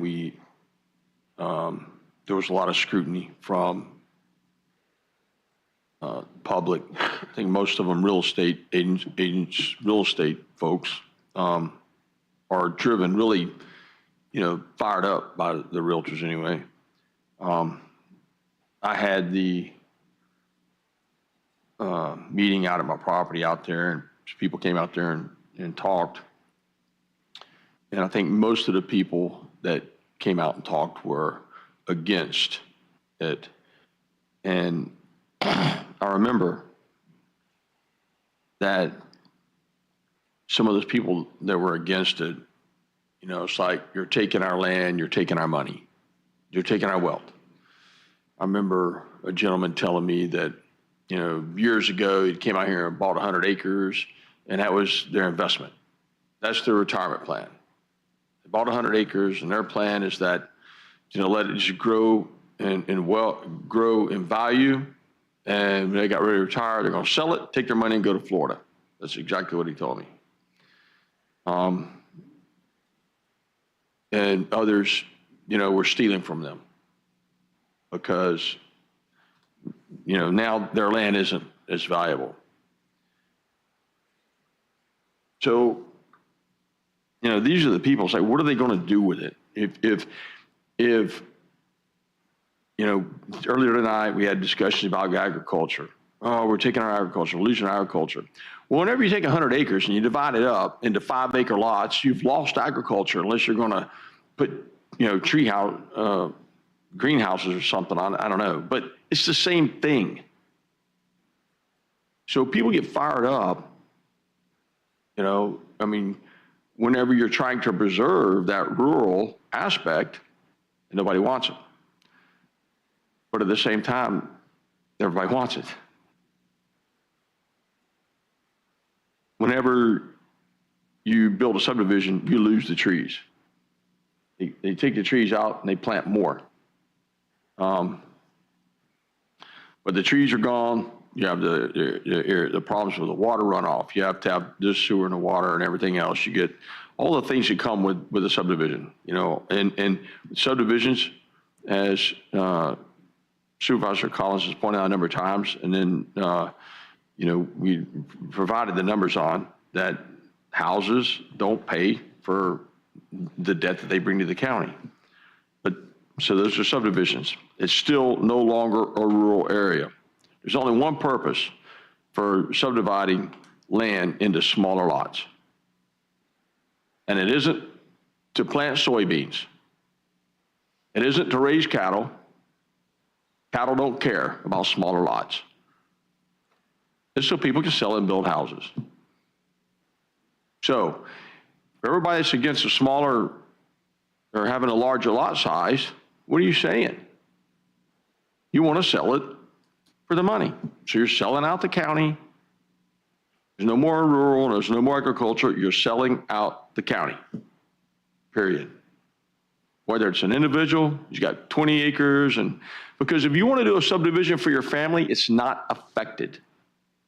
Doesn't matter. So anybody that's making an argument for it against the larger lot size,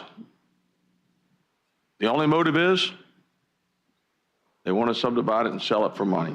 So that's one of the things that's driving up the cost of land in the town is there's the price of what the land is worth, and then there's the price that the developers are willing to pay for it.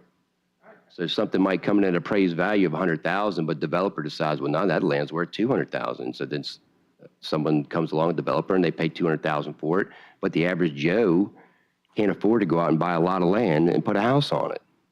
But the developers can come in and put all the houses they want on it. And they're not coming, most of them, from King George. They're coming from somewhere else, and they're going to keep coming. If you don't think people up north have their eye on Caroline County and don't have their eye on King George County, but what you have to factor into all of that stuff is water.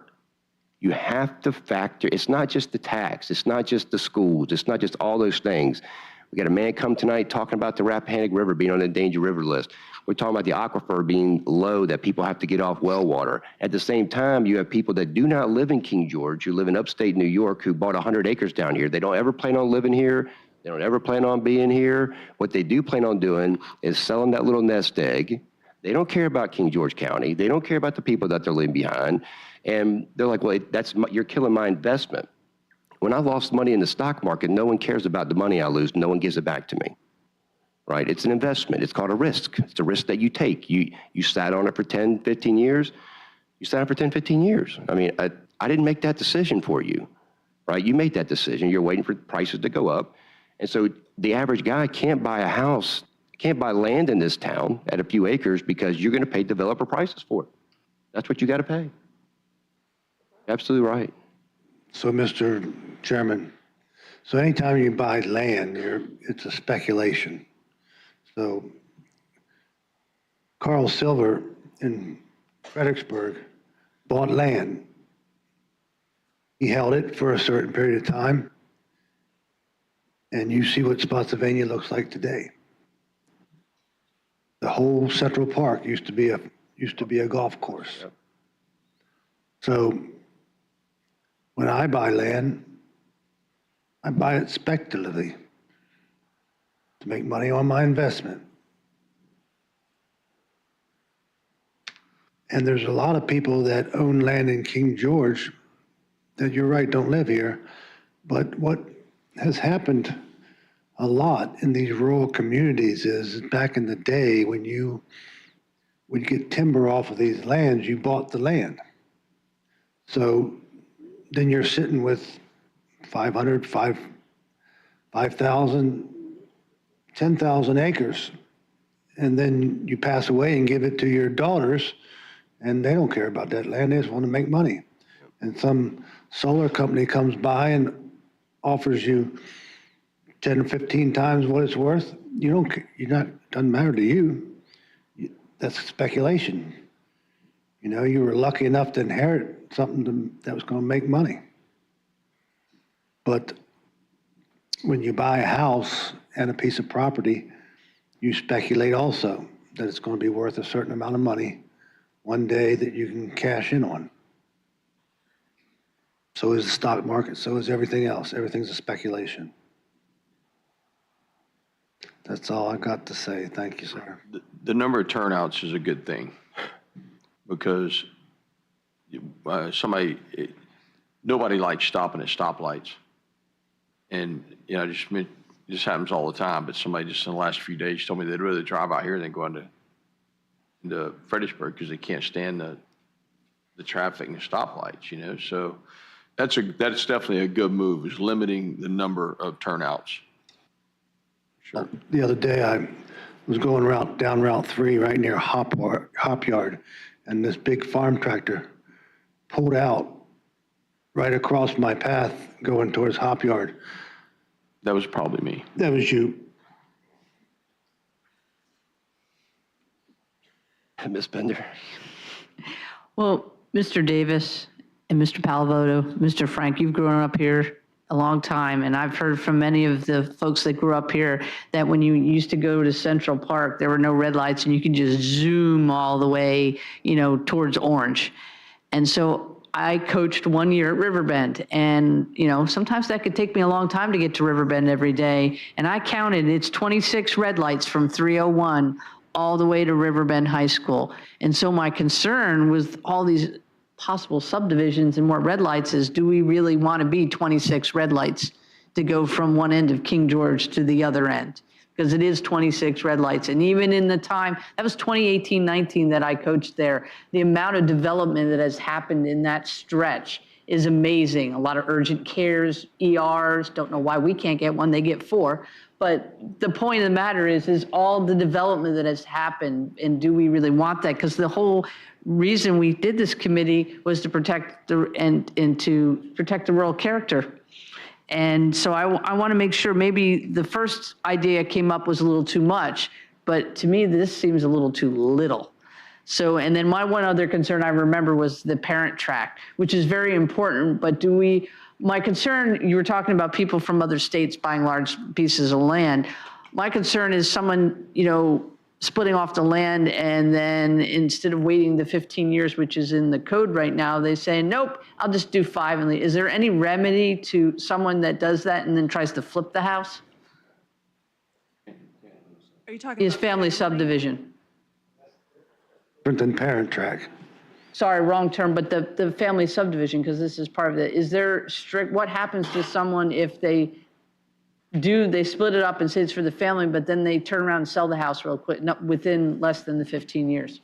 It would depend on if it gets caught on the deed. It gets recorded on the plat, and there's a deed restriction where they can't sell it outside the family for 15 years unless they come to y'all and ask for an exception. There's a few exception requests in here if the person dies or, yeah.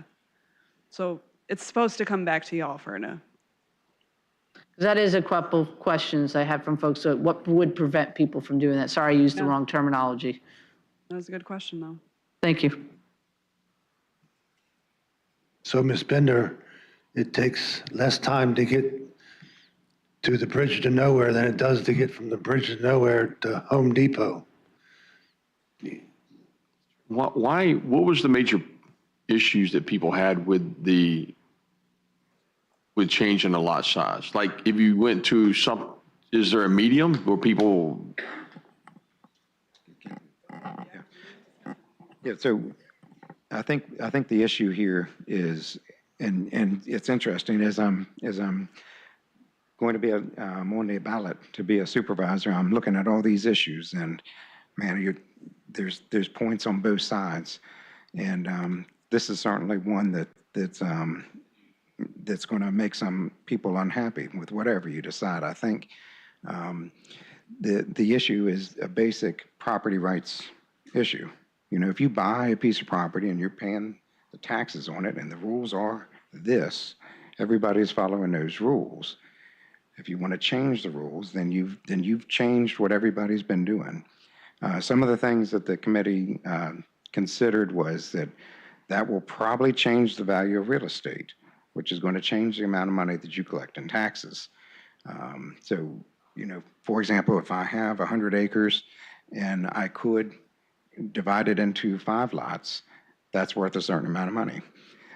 If I can only do 1 lot there, it's worth a lot less. So the value that they're paying for on taxes is going to be significantly lower amount. So we believe that by changing the density, you're going to lower the revenue of the county. You have to make that up another way. But by capping the number of divisions on a lot at 5, you would more than half the growth that we've had. In fact, it would be more effective than what you're proposing. And it wouldn't affect the small people. Like somebody that owns 4 acres that could potentially divide that, they're going to be hurt the most by this. The landowners that have thousands of acres, they're not really going to be affected at all. They'll come to the Planning Commission, pay the lawyers to do all that, and they'll get their major subdivision, some way, somehow. I'd also speak that, you give the realtors a bad name, but when the public has to figure out the land, these are the people that are licensed by the state to do so. It's the same rap a lawyer might get. You might be mad at a lawyer, but it's the laws. The lawyers are who you consult to understand the laws. If you got a land issue, who are you gonna go to? You got to go to somebody, and those people in your community are realtors. I'm a realtor. I don't do a whole lot of stuff, but I've got my license in 1990, and it is a complicated set of rules. You got to learn them. You got state laws, you got the county laws, but those are the things that the ZOTAC committee looked at. And prior to the last meeting, we were unanimous. At the last meeting, two people dissented. Julie called me and she gave me her input. The only input that she gave me was that she didn't like the grandfathering, but Code of Virginia has some grandfathering provisions. The only reason we thought that was a good idea is it gets rid of the gray area as to what his grandfather. And might potentially save the county a lawsuit in the future if we're super specific into what the grandfathering is. We weren't trying to give anybody anything extra that they would already got. Well, I'll real quick. The one thing that, I mean, as far as grandfathering goes, it depends, right? So you have what's the development that's off Eden? Oakwood, It's it's Oakwood Estates, I think is where you're talking about. Oh, you go down Eden States Road off of 301. You go down there and the building on the left to right used to be all farm. There used to be the hunting club there and whatnot. And the people who are building there have been, since day one they broke ground, they have never stopped building houses, right? So I'm not sure, a couple hundred houses over there right now, but they have like 20 houses. Just finish that and be done with it. To me, they're invested in it. 20 more houses lowers HOA costs for the people that are going to be there and maintenance it. And I can understand because they hadn't take a 5-year break. They've always consistently built. That is something to me that I might be able to consider going, I'm going to grandfather that in.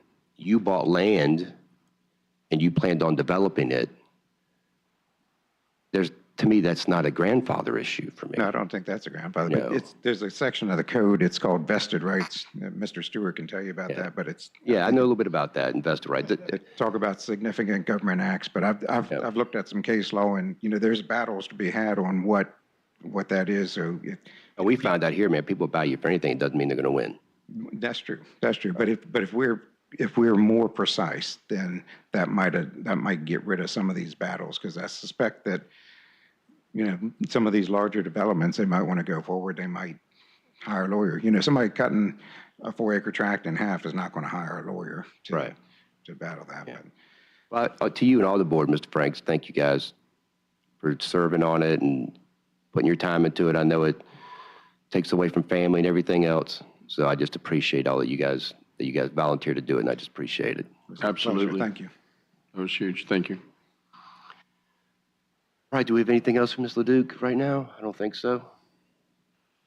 All right. I just like to say, Ms. LeDuc, thank you so much, Kelly. Well, no Appreciate problem, it. y'all. We'll talk Thank about you. it again. We will talk about it again. And again. And then again, maybe. I don't know. All right, County Administrator report, Mr. Matthew, what's the J for? Matthew John. Matthew John Smolnick. MJ, that's right. Thank you, sir. So the first thing I want to talk about is just to give the board an update on propane. So I reached out to my staff, gave them some directives, still waiting on some information from the Service Authority. Looking at the number of tanks we have, the size of them, whether or not we own them or we rent them, and then the current price that we're paying. I'm seeing, we got one vendor here, AmeriGas, sometimes they're filling their tanks up at $3.16 a gallon, other times it's $3.57. It's all over the page. Right now we've got, based on our research, about a 50-50 split based on tanks that we own versus tanks that we rent.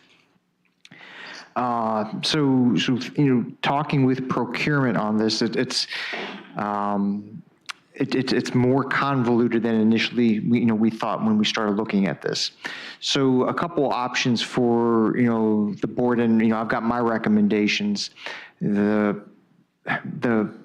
think from a financial side, we want to own the tanks. That way you can shop around and get better deals. I know, Mr. Collins has made a point of, some businesses paying maybe $1 or so a gallon, for a commercial rate. And we're at $3-something a gallon. That's a tough pill to swallow. So I guess my first recommendation would be or my goal would be to own all of our tanks. First of all, see what we've got, identify them. Talking to procurement earlier today, I think this is almost a 2-step process. If we do want to go the route of owning the tanks, there would have to be a bid process to pull out and replace all the tanks that we rent right now.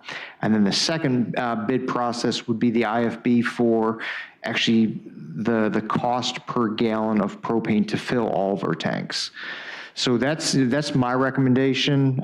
Like I said, still waiting on some detailed information, what we're paying from the service authority, but it is all over the page, as is everything that we have with propane. And I want to just have one unified approach to get the best price for King George. Have you, thank you, Mr. Smock, have you approached the people who the tanks are currently in there about just purchasing the tanks that we're leasing? That's, They're replacing them. We could. Based on some of my dealings with propane companies, that's my tank, and I think some of us have had similar situations. Specifically for some of these specific locations, I have not had those discussions, nor has my staff. We can have that just to kind of check that box to see if that is an option. I did speak to a propane company today for another business, and they were quoting us, I think it was like $215. And I've had individual companies reach out to me, actually an email today that I responded to, and I said, we're having a discussion tonight. I believe this is going to go out for competitive bid. I don't want to start talking to any vendors specifically right now but the thought process of identifying, can we buy those tanks? I think we go to owning the tanks throughout, and if we do need to pull them, that would be step one through procurement, and then the second one would be getting the price per gallon for all the county-owned tanks. I'd say, and the rest of the board, Mr. Collins, you can speak. I think we should purchase our own tanks. I think it'd be a way that I'd go looking into that, Mr. Collins. Yes, we should purchase our own tank. Mr. Spalding, do we have any underground tanks? I don't know if we've identified them either underground or AST or USTs. They're not identified on this list as ASTs or USTs, sir. So if they're underground tanks, be a little bit more involved to pull it. The company will come out and get them for $1,800. Or you can abandon the tanks for $2,600 that they have to do. So you're going to get, if there's any underground tanks, you're going to get in a fight with them, I can tell you that. I can pick it up and leave it out there for them. If they want to come pick it up, they can. Well, that's an option too. You can dig it up and leave it by the road and they'll come pick it up. Well, they say they will. But if you live, or if the county residents start seeing tanks sitting by the road, they're not going to be very happy with that. So we don't know how many tanks the Service Authority has? I have just. I have the number, I just don't have the volume. I requested a plethora of data, number, size, what we're paying, volumes used over the 12-month period. So some of that information, thank you, Ms. Bender, that's what I'm waiting on. But the Service Authority, I do have an inventory.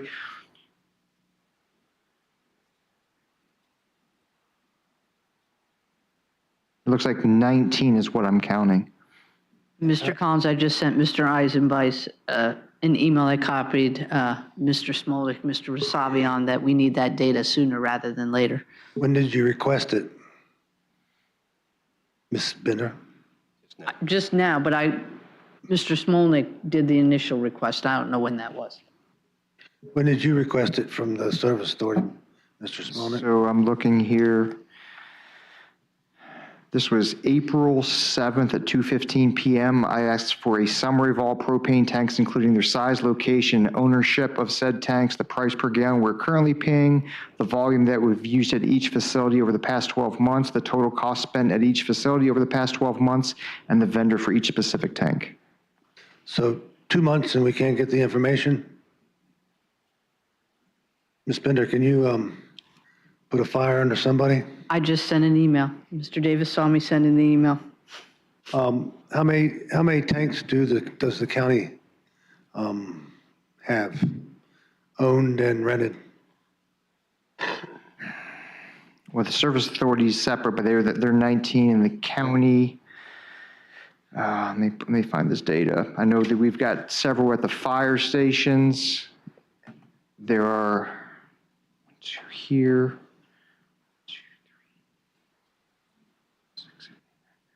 I believe it's around 10 or 12 tanks at the county plus the service authority. So we're looking at, it's a good number of tanks. Yes. That's a residential subdivision right there. I didn't realize we had that many. There's a lot of them. Right. And what was the low amount paid and what was the highest amount paid per gallon? Let's see. I'm looking here for the fire station. That was the most detailed. Looking at the cost. It goes from $954 at company 3. Does this break out into how much a gallon? That would be $3.15 a gallon, up to a high of $3.57 a gallon. And the vendors both of those prices are AmeriGas. I've got 7 different prices here for 7 different tanks, all with AmeriGas.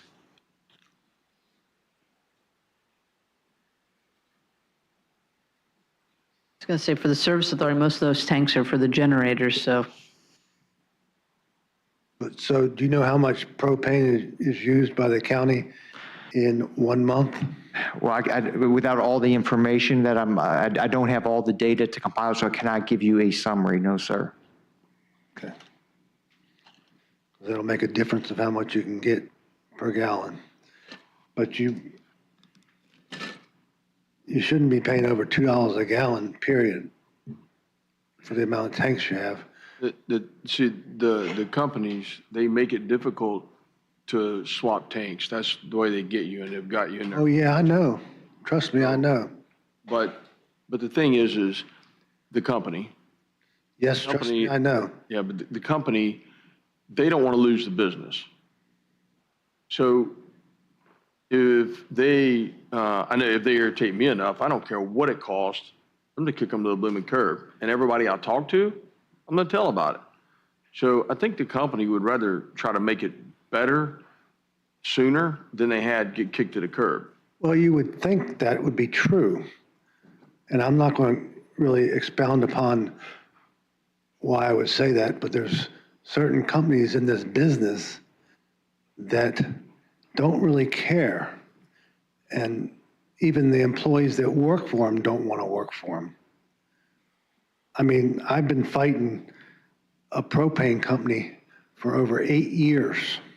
8 years. Until I got a legislator involved, nothing happened. And they've been an absolute nightmare. I mean, off record, I could tell you all about it. And I'm telling you that. So it's a little different maybe with the county entering into the agreement, but just start with one. Call on tomorrow and say, hey, you know what? As the end of this month, we're buying this container, or we're changing the ones that we don't have to buy or whatever. I mean, but just start doing it. So if the company doesn't really, they don't really want you to buy that. They'll offer it to you at a ridiculous price. So you won't buy it, but so this is what you got to do. If you're going to say, okay, I don't want your tank anymore, then they have to come out and pump out the tank, which is another major deal. But then you have to have another propane vendor or tank ready to go. You just can't leave it without a propane tank. So I can share the names of the companies with Mr. Smolnik, but there's another way. And they'll deal with each other. You let them deal with each other and let one buy from the other, and then you swap your business over. There's a way of doing that. I've done it here in the county. So Mr. Smolnik's idea of putting out bids for the lowest prices on replacing the tanks that we own, I mean, the tanks that were rented, that we'll own them. And then the other one was for bids on the propane. So you should buy your propane at your cheapest price, which is usually in the summertime. So if they can guarantee, they'll guarantee prices. Like the one person I was telling you about, it's guaranteed $1 a gallon year round. $1 a gallon year round. And that business is right here in King George. And believe me, they do not use the amount of propane we do. They use a lot, but they don't use the amount we do. So we've been getting ripped off for years and it needs to come to a stop. So whatever the county administrator needs to do to make that happen, I say we support them. Mark, are you clear on direction or do you need clarification? No, I'm clear. What I'm going to do is I'm going to reach out to our vendors. We're releasing the tank, see if we can purchase it. That's the first, when you come to the fork in the road, take it, as Yogi Berra once said. Right. So I need to know where we're at first. If we can buy it, get a price, and if not, then we're going to start working on pricing out our tanks and getting those other tanks pumped out and hauled out of here, and we'll start pricing our own tanks to meet our end goal of owning our whole farm of propane tanks so that we can shop our prices around and go back, on an annual basis for competitive pricing. And or we can just look at the tanks we own now. We can look at switching companies on the tanks that we own if we have to in order to get that pricing down, and then hit up the. That's right. Yeah. Also have to be careful about how much they'll give you when they pump out your tank. So you bought it at a certain rate, but they only want to give, let's say you bought it, you've been paying budget bill for $3.12 a gallon, and now they want to give you $1.50 a gallon. So watch that scam too. Okay, all right. I'm clear. Thank you, sir. If you need any help, I got a lot of information. Thank you, Mr. Collins. He'll be down. He'll be there tomorrow morning at 8. All right. Gibson Solar. So yes, sir. So I received a letter. It was dated May 16 from Mr. Scott Foster, who's the attorney representing Gibson Solar Center, and their special exception application that's been being processed here at the county. There was a deficiency noted and recognized by the applicant with the posting of their public hearing signs. And the memorandum that I received from Mr. Foster dated May 16th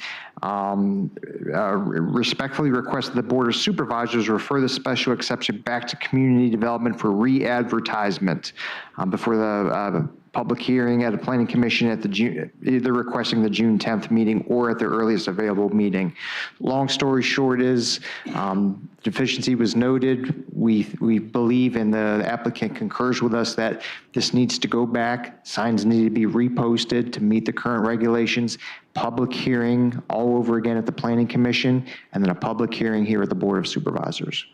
So if I'm looking for a request from the board, it would be to direct application Z-2024-00184 back to community development for a re-advertisement for the public hearing process as outlined in state code. And the county ordinance. That's where the deficiency was. They failed to post the signs properly, and so it needs to be and the county ordinance. We need to make a motion on that. I move that we repost. Just say so moved. Well, just so stated, because we want to reread it. I don't have that. I think the motion just is to refer this matter back to community development so the applicant can comply with the posting and noticed requirements as outlined in the state code and the county ordinance with regard to their project. So moved. Second. Motion properly second. Any further discussion? All in favor say aye. Aye. Aye. Chair votes aye. Motion passes. Mr. Chair, I do have one more item that came up, if I may. Sure. Thank you. So with the amended state budget that was approved by Governor Youngkin included a 1.5% bonus to anybody who receives compensation from the state for their positions. So here at the county, we have their employees with a clerk of circuit court, sheriff E91, Commonwealth attorney, commissioner of revenue, and the treasurer that are comp board funded. So what this one-time bonus means is it'll be paid out in June of this year. And it is 1.5% of the comp board's supplement. So say, for instance, an individual made $50,000 total salary, and the comp board had $10,000, $40,000 county money. This 1.5% bonus is just on the $10,000 supplement. For that particular position. And what we've done, we've met with our constitutional officers here. My finance team has met with the constitutional officers within the last week, and looked, for instance, Commonwealth Attorney's Office. There are 6 people in their office, and there are, what we have, I'm sorry. And there are four of those individuals, so 2/3 of their office receive some comp board funding. On the contrary, you have Sheriff E91, there are 21 comp funded positions. I believe he's sitting on 62 or 64 employees. I think 62, Ms. Cobb was saying. So sat our constitutional officers down and tried to come up with a fair and equitable way to distribute this. And what was decided amongst the constitutional officers is the amount that they would receive from the state for their department would just be divided by the total number of employees within their office. So everybody in Commonwealth Attorney's Office gets the same bonus. Everybody in the Sheriff's Office gets the same bonus.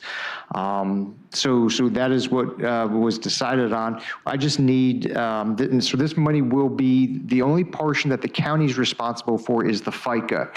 And we requested, still waiting on some figures from our treasurer. I do have information from the other 4 constitutional officers. The 1.5% increase less our treasurer's office would be $32,722.47. The only portion of that the county would be responsible for is the FICA, which is $2,503.27. Again, that will go up once we input the numbers, once we receive them from our treasurer. But other than that, I just need the board, a willingness from the board to accept the 1.5% from the state to pass along to those employees in these said offices. Ms. Cobb, I think did I capture everything? Okay, I can get the head nod, yes. Mr. Chairman, question. Mr. Collins. So will the full-time employees get the same amount as the part-time employees? It's only for full-time. The part-time gets nothing? That is correct.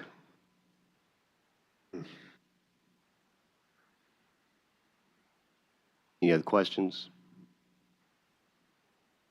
Anybody want to make a motion? So moved. Second. Motion properly second. Is there any further discussion? By roll call, Mr. Stroud. Aye. Ms. Bender. Aye. Mr. Collins. Aye. Mr. Sullins. Aye. Chair votes aye. Motion passes. A quick question, if I could. Yes, Mr. Sullins. Going back to the Gibson Solar Farm, has nothing to do with the motion. I don't want to question that, but for the signs, is it possible to put a QR code on there? I mean, there's so much information on there that most of those roads, it's not safe to pause and read it, but can we put a QR code on there that will take them somewhere that they can actually read some background information and know what they're dealing with? They could, but I'm not sure we can require it. It's not required under our ordinance. I think there's a sign required every 200 feet. Mm-hmm. That's a really good idea, and we can mention that to them. Okay. All right. Anything else? Mr. Smarty, thank you very much. I'm going to make a motion real quick that, because we have a closed session coming up, that we extend the time till 10:30 tonight, just in case. Second.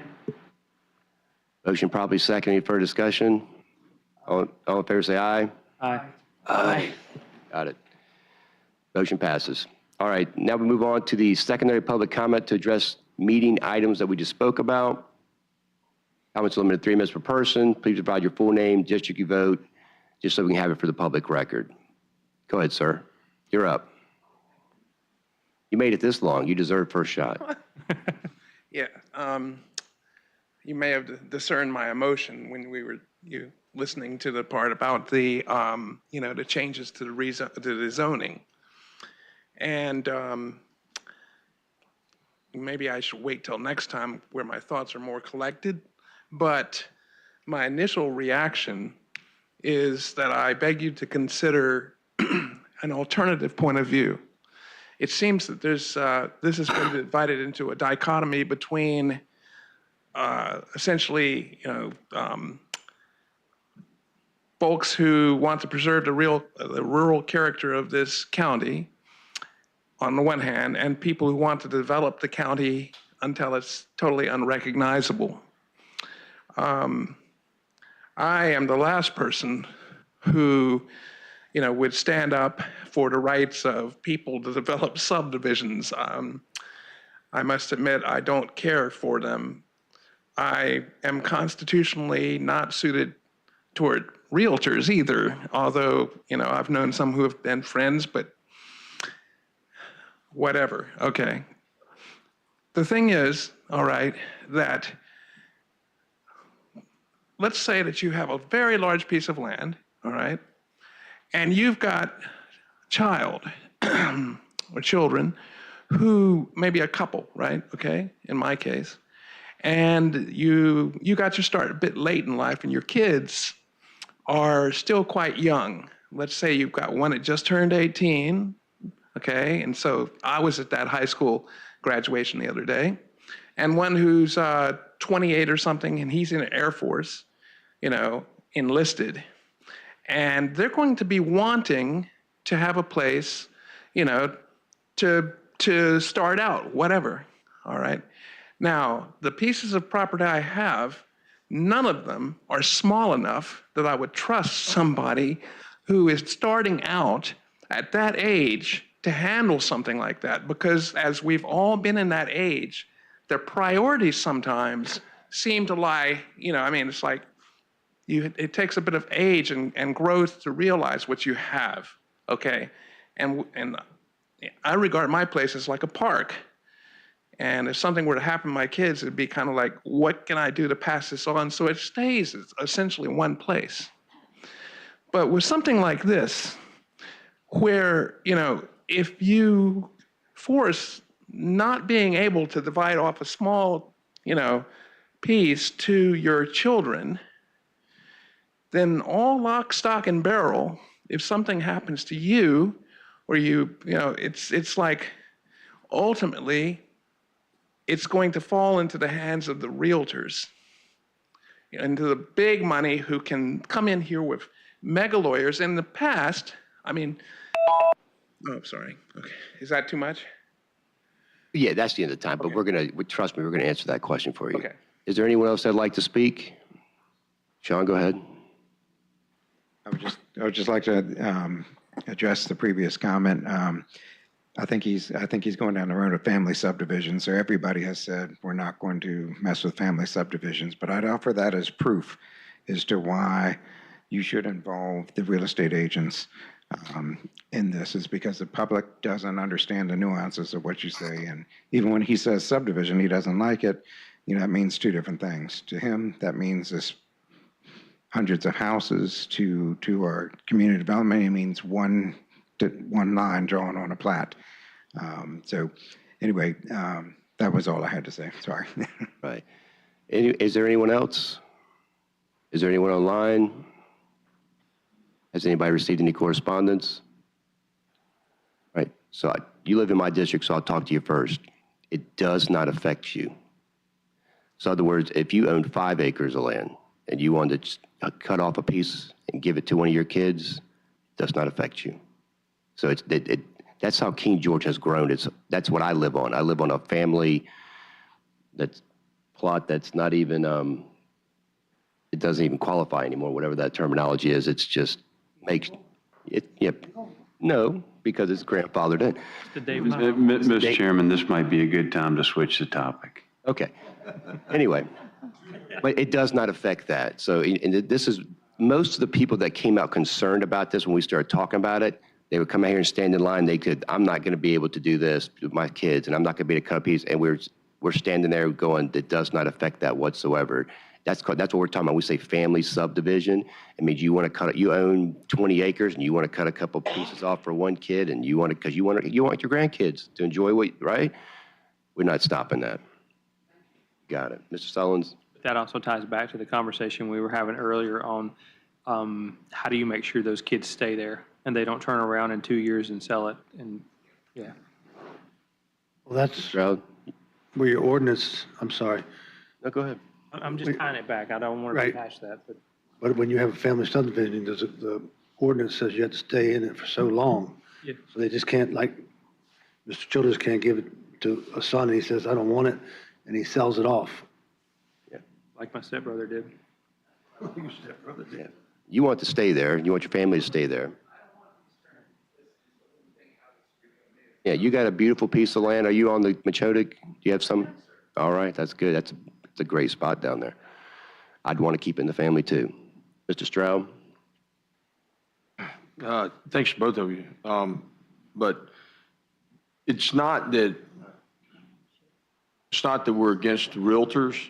It was just that, as Mr. Pavoda stated, the realtors have knowledge of it. But it came across one-sided because they had knowledge of it. The thing we were trying to figure out or find out from our constituents is who's for, who against. And the loudest voice at the time was realtors. I'm not saying that was Mr. Pavoda, but it was realtors. And not all of them were in King George, but of course they can sell in King George. But something was stated earlier that got my attention with the values of the changing, that if it's subdivided, the value changes. And I don't guess I understood that. Maybe we're going to go to lunch or something to get it, because the assessors that are going around, I don't see the subdivision size in that valuation. And maybe this assessor is going to be different, but they don't look at how many times it can be subdivided. Has it already been subdivided 5 times? Can it be subdivided again? That's not a part of whenever they do an assessment. They're looking to see whether, with the ones that I read, they're looking to see whether it's cropland, as far as agricultural. I'm not talking about a house. They're looking to see whether it's got trees on it, it's forested, whether it's cropland. They're looking at the elevation of it, and those things.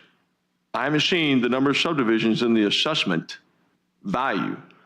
So the realtor's assessment is different than the tax assessment. So whenever you were linking the tax, how much you're being taxed, and you're trying to link, well, I'm being taxed this much, I should get money back. That's going to be hard to figure out. You can. When I started on the Real Estate Equalization Board, you take a class, and the state of Virginia is happy to tell you their methodology for it, but ultimately it's going to come down to comps. What did a similar property sell for? Nationwide, you're looking at $6,000 an acre, okay, but that's not what we use here. It's because you can build a house. So a home site is worth a certain amount of money. It's $40,000 to $70,000 for a home site. Okay, then each extra acre is $6,000. So if you have a lot that you could subdivide into 2, you got 2 home sites. It's worth more than just 1 home site. That's the way a realtor looks at it. I'm talking about the tax assessment. That's the free market. So the tax assessment will be based off of comps. So, if you have property over here that's selling for $250,000 and you have another one the same size, it's going to get assessed at $250,000. The free market is how we work, though, and that's what sets the value. Realtors don't get to pick a value. The market speaks to the value, and the tax assessors try to normalize those rates in the best way that they can. Also, Mr. Stroud, so Ms. Bucket, if you can speak to this too. So if you can't have a value of one piece of property and 5 more around it be that far off, because then you have to equalize all of them. So, see what I'm saying? To know that, the only way they're going to know that is to go and look at the deeds. The tax assessor doesn't pull up the deed to find out how many times it's been subdivided. No, you're right, but when a property sells, then, that'll work its way through the county, so that'll be, you get taxed on the value of your property. That gets set over here. My point being is that if the tax assessor looks at 50 acres here and 50 acres over here, and he says, okay, the 50 acres sold for 500,000, and they value this 50 acres at 500,000 because it can be subdivided 10 times, like you just said. However, this 50 acres has already been subdivided 5 times, and it can be subdivided again. You're correct. I understand what you're saying. Right. So it'll be a trickle down. It'll be a trickle down as to the value of that property. Tax assessor's not going to go through that work. Well, no, the market will. So as it gets, the statement is saying we're taking money from people, though. We're the ones that are, I shouldn't say us, but this effort is going to do that. And it's not, because this effort to get there, it takes a lot of homework that you would have to go and look at each individual plat, lot, or plat to figure out how many times it's been subdivided to figure out if it can be subdivided again. And if it can't be subdivided again, then it can't be subdivided regardless of the size of it. Right, I follow what you're saying. It's the tax value is going to lag the market. The market's going to be instantaneous, because as soon as you say you can't cut a 4-acre parcel in half, that property is worth a lot less money instantly. Yeah, but I don't think the tax assessors do that. You have to challenge it. Whenever those tax assessments come out, you get like 90 days. No, I'm saying the value when every 3 years when they do the revaluation. So if 4-acre lots are, was 120,000 and now it's 60,000, then now your 4-acre lots are going to start getting assessed at 60,000. It's going to lower the value. This is what I'm going to recommend. Sean? Sorry, you're totally fine. Would you and Mr. Stroud exchange information if you don't have it already, and you guys sit down and have a conversation about it, okay? I think it's good. We're going late, but I think it's good for the citizens and the public to understand it. And those are some details that I don't think people do understand what I was going over. So thank you.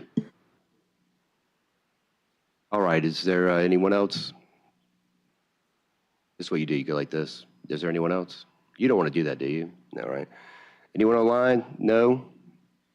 No correspondence? All right, we'll end the public comment. Need a motion. Mr. Chair. I don't see anyone here from Fire, Rescue, Parks, Rec, Sheriff's Office, Solid Waste, or VDOT, so we're good. You're on. I have no idea what you just meant, but okay. That was next. Oh, got it. Pursuant to Section 2.2-3711.1.a, I move the King George County Board of Supervisors convene to a closed session for discussion, consideration, or interviews of prospective candidates' performance, salaries of specific public officers, appointees, or employees of any public body. I invite the county administrator as needed because he is deemed necessary and/or the presence will reasonably aid the board in its consideration of one or more of the topics to be discussed pursuant to Virginia Code Section 2.2-3712F. Did you add the county attorney in there? Yes. Including the county attorney. Second? You're invited to our party. Motion probably second for discussion. All in favor say aye. Aye. Aye. Closed session.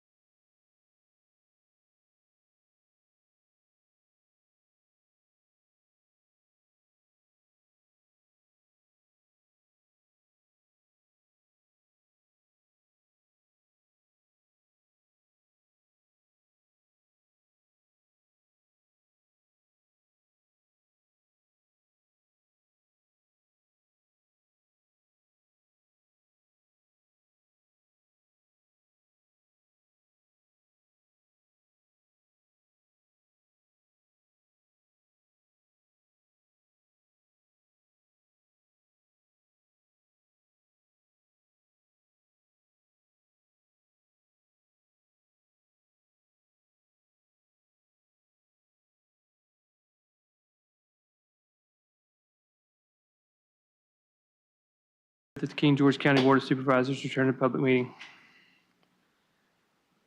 Second. Motion properly second. Any further discussion? All in favor say aye. Aye.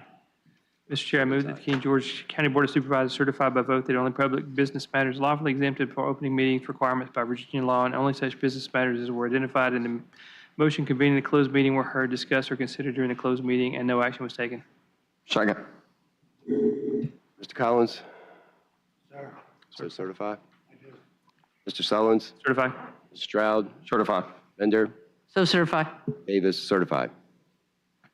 Mr. Chair, Yes, sir. I move that we adjourn the Board of Supervisors Tuesday, June 3rd, 2025 at 5:30 p.m. in the boardroom of the Revercombe Building. Motion properly second. Any further discussion? All in favor say aye. Aye. Chair votes aye. We are adjourned. Made it. Thank you. Mr. Dines, I need you to stay around here and get these chairs up. We got a carpet cleaner coming in tomorrow, okay? Thanks.